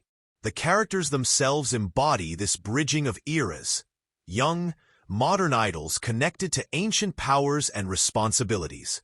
This dynamic plays out as a metaphor for how tradition and modernity collide and coexist in today's rapidly changing world, a theme that resonates beyond the film's immediate context. The film subtly comments on the tension between preserving cultural heritage and embracing contemporary identities, making its narrative richer and more resonant. If this film becomes part of a series, it sets up numerous possibilities for expanding its universe. The introduction of a diverse cast of characters, each with their own backgrounds and potential storylines, lays the groundwork for spin-offs or sequels that could explore different facets of the demon hunting world or the idol industry. The unresolved mysteries and hints at larger conspiracies or hidden forces suggest a narrative playground ripe for continuation. Comparatively, while some franchises risk becoming weighed down by complicated backstories or convoluted timelines, K-Pop Demon Hunters strikes a balance by keeping its mythology intriguing but accessible. It invites audiences to dive deeper without feeling overwhelmed, making the world feel alive and evolving rather than static or overly codified. In addition, the film's setting in the high-energy, competitive world of K-pop idols adds a distinctly modern cultural layer that sets it apart from more traditional supernatural franchises. This contemporary context grounds the story and makes it relatable to younger audiences while providing a unique cultural flavor that distinguishes it from similar genre entries. Overall, the film's approach to franchise potential and historical cultural context is both strategic and artful. It crafts a narrative universe that respects its cultural roots, embraces modern storytelling, and leaves plenty of room to grow. Whether as a standalone or the beginning of a series, K-Pop Demon Hunters offers a vibrant, immersive world that feels both fresh and promising for fans eager to follow its journey. K-Pop Demon Hunters operates with a budget that's impressive but not extravagantly massive, striking a smart balance between high production values and practical resourcefulness. From the get-go, the film's production quality feels polished and cinematic, showcasing sharp visuals, dynamic choreography, and detailed set designs that belie any limitations the budget might suggest. The investment clearly prioritized key areas like special effects, music production, and costume design, elements crucial to delivering the unique blend of supernatural action and K-pop spectacle that defines the film's identity. The careful allocation of funds shines through in the seamless integration of CGI and practical effects, where digital enhancements enhance rather than overshadow the action. The musical sequences, a core component of the film, benefit from crisp sound mixing and vibrant staging that capture the electric energy of live performances. The costumes and makeup reflect both the glamorous world of idols and the gritty demands of demon hunting, adding layers of visual storytelling without breaking the bank. In terms of marketing, the campaign leaned heavily on social media buzz, leveraging the global popularity of K-pop and tapping into fandom communities worldwide. This savvy strategy generated strong initial interest, especially among younger audiences familiar with idol culture. Trailers, teasers, and behind-the-scenes content emphasize the film's unique genre mashup and stylish visuals, creating a sense of anticipation and curiosity that translated into solid opening weekend numbers. Audience reception played a crucial role in sustaining the film's momentum at the box office. Positive word of mouth, fueled by praise for the film's innovative concept and charismatic cast, helped it maintain steady attendance beyond the initial release. Fans appreciated the authentic portrayal of the K-pop world intertwined with supernatural thrills, and many found the emotional depth and character development added an unexpected layer to the experience. This strong audience engagement softened the impact of any mixed critical reviews, proving the film's appeal went beyond just spectacle. Financially, K-pop Demon Hunters performed admirably. It wasn't a runaway blockbuster smashing records worldwide, but it achieved solid returns relative to its budget, particularly considering the competitive nature of the market and the niche it carved out. The film's success in key territories with passionate K-pop and fantasy fanbases contributed significantly to its overall box office haul. Its international appeal was boosted by the global reach of Korean pop culture, opening doors in markets that often remain challenging for genre films. While the film's marketing was effective, some critics and industry insiders noted that it could have benefited from a broader promotional push in traditional media and international film festivals to reach more diverse audiences. Still, the existing campaign's digital-first approach suited the film's youthful target demographic, reflecting a modern understanding of how to build hype in the streaming and social media era. Streaming rights and digital sales added another layer to the film's financial picture. After its theatrical run, K-pop Demon Hunters found new life on OTT platforms where it attracted binge-watchers and fans wanting to revisit the story. This extended revenue stream proved vital in enhancing the film's profitability, showcasing how hybrid distribution models have become essential for genre films in today's market. Merchandising and soundtrack sales also contributed to the film's financial ecosystem. The release of music singles and albums tied to the film's K-pop elements sparked additional fan interest and cross-promotional opportunities, turning the film into more than just a movie, but a multimedia experience. This synergy helped reinforce the brand and encourage deeper fan investment.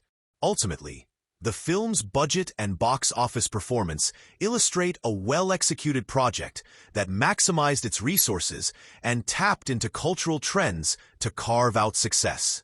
It serves as an example of how thoughtful production and smart marketing, combined with a clear understanding of the target audience, can deliver a financially viable and creatively satisfying film in a competitive landscape. If you're eager to experience K-pop Demon Hunters, the vibrant animated musical that blends K-pop energy with supernatural action, you're in luck. It's now available for streaming on Netflix. Released globally on June 20th, 2025, this film is accessible to all Netflix subscribers, including those with the ad-supported basic plan. The film follows the fictional K-pop girl group Huntrix, Rumi, Mira, and Zoe, as they balance their stardom with secret identities as demon hunters, protecting their fans from supernatural threats. Their main adversaries are the Saja Boys, a rival idol group revealed to be soul-stealing demons.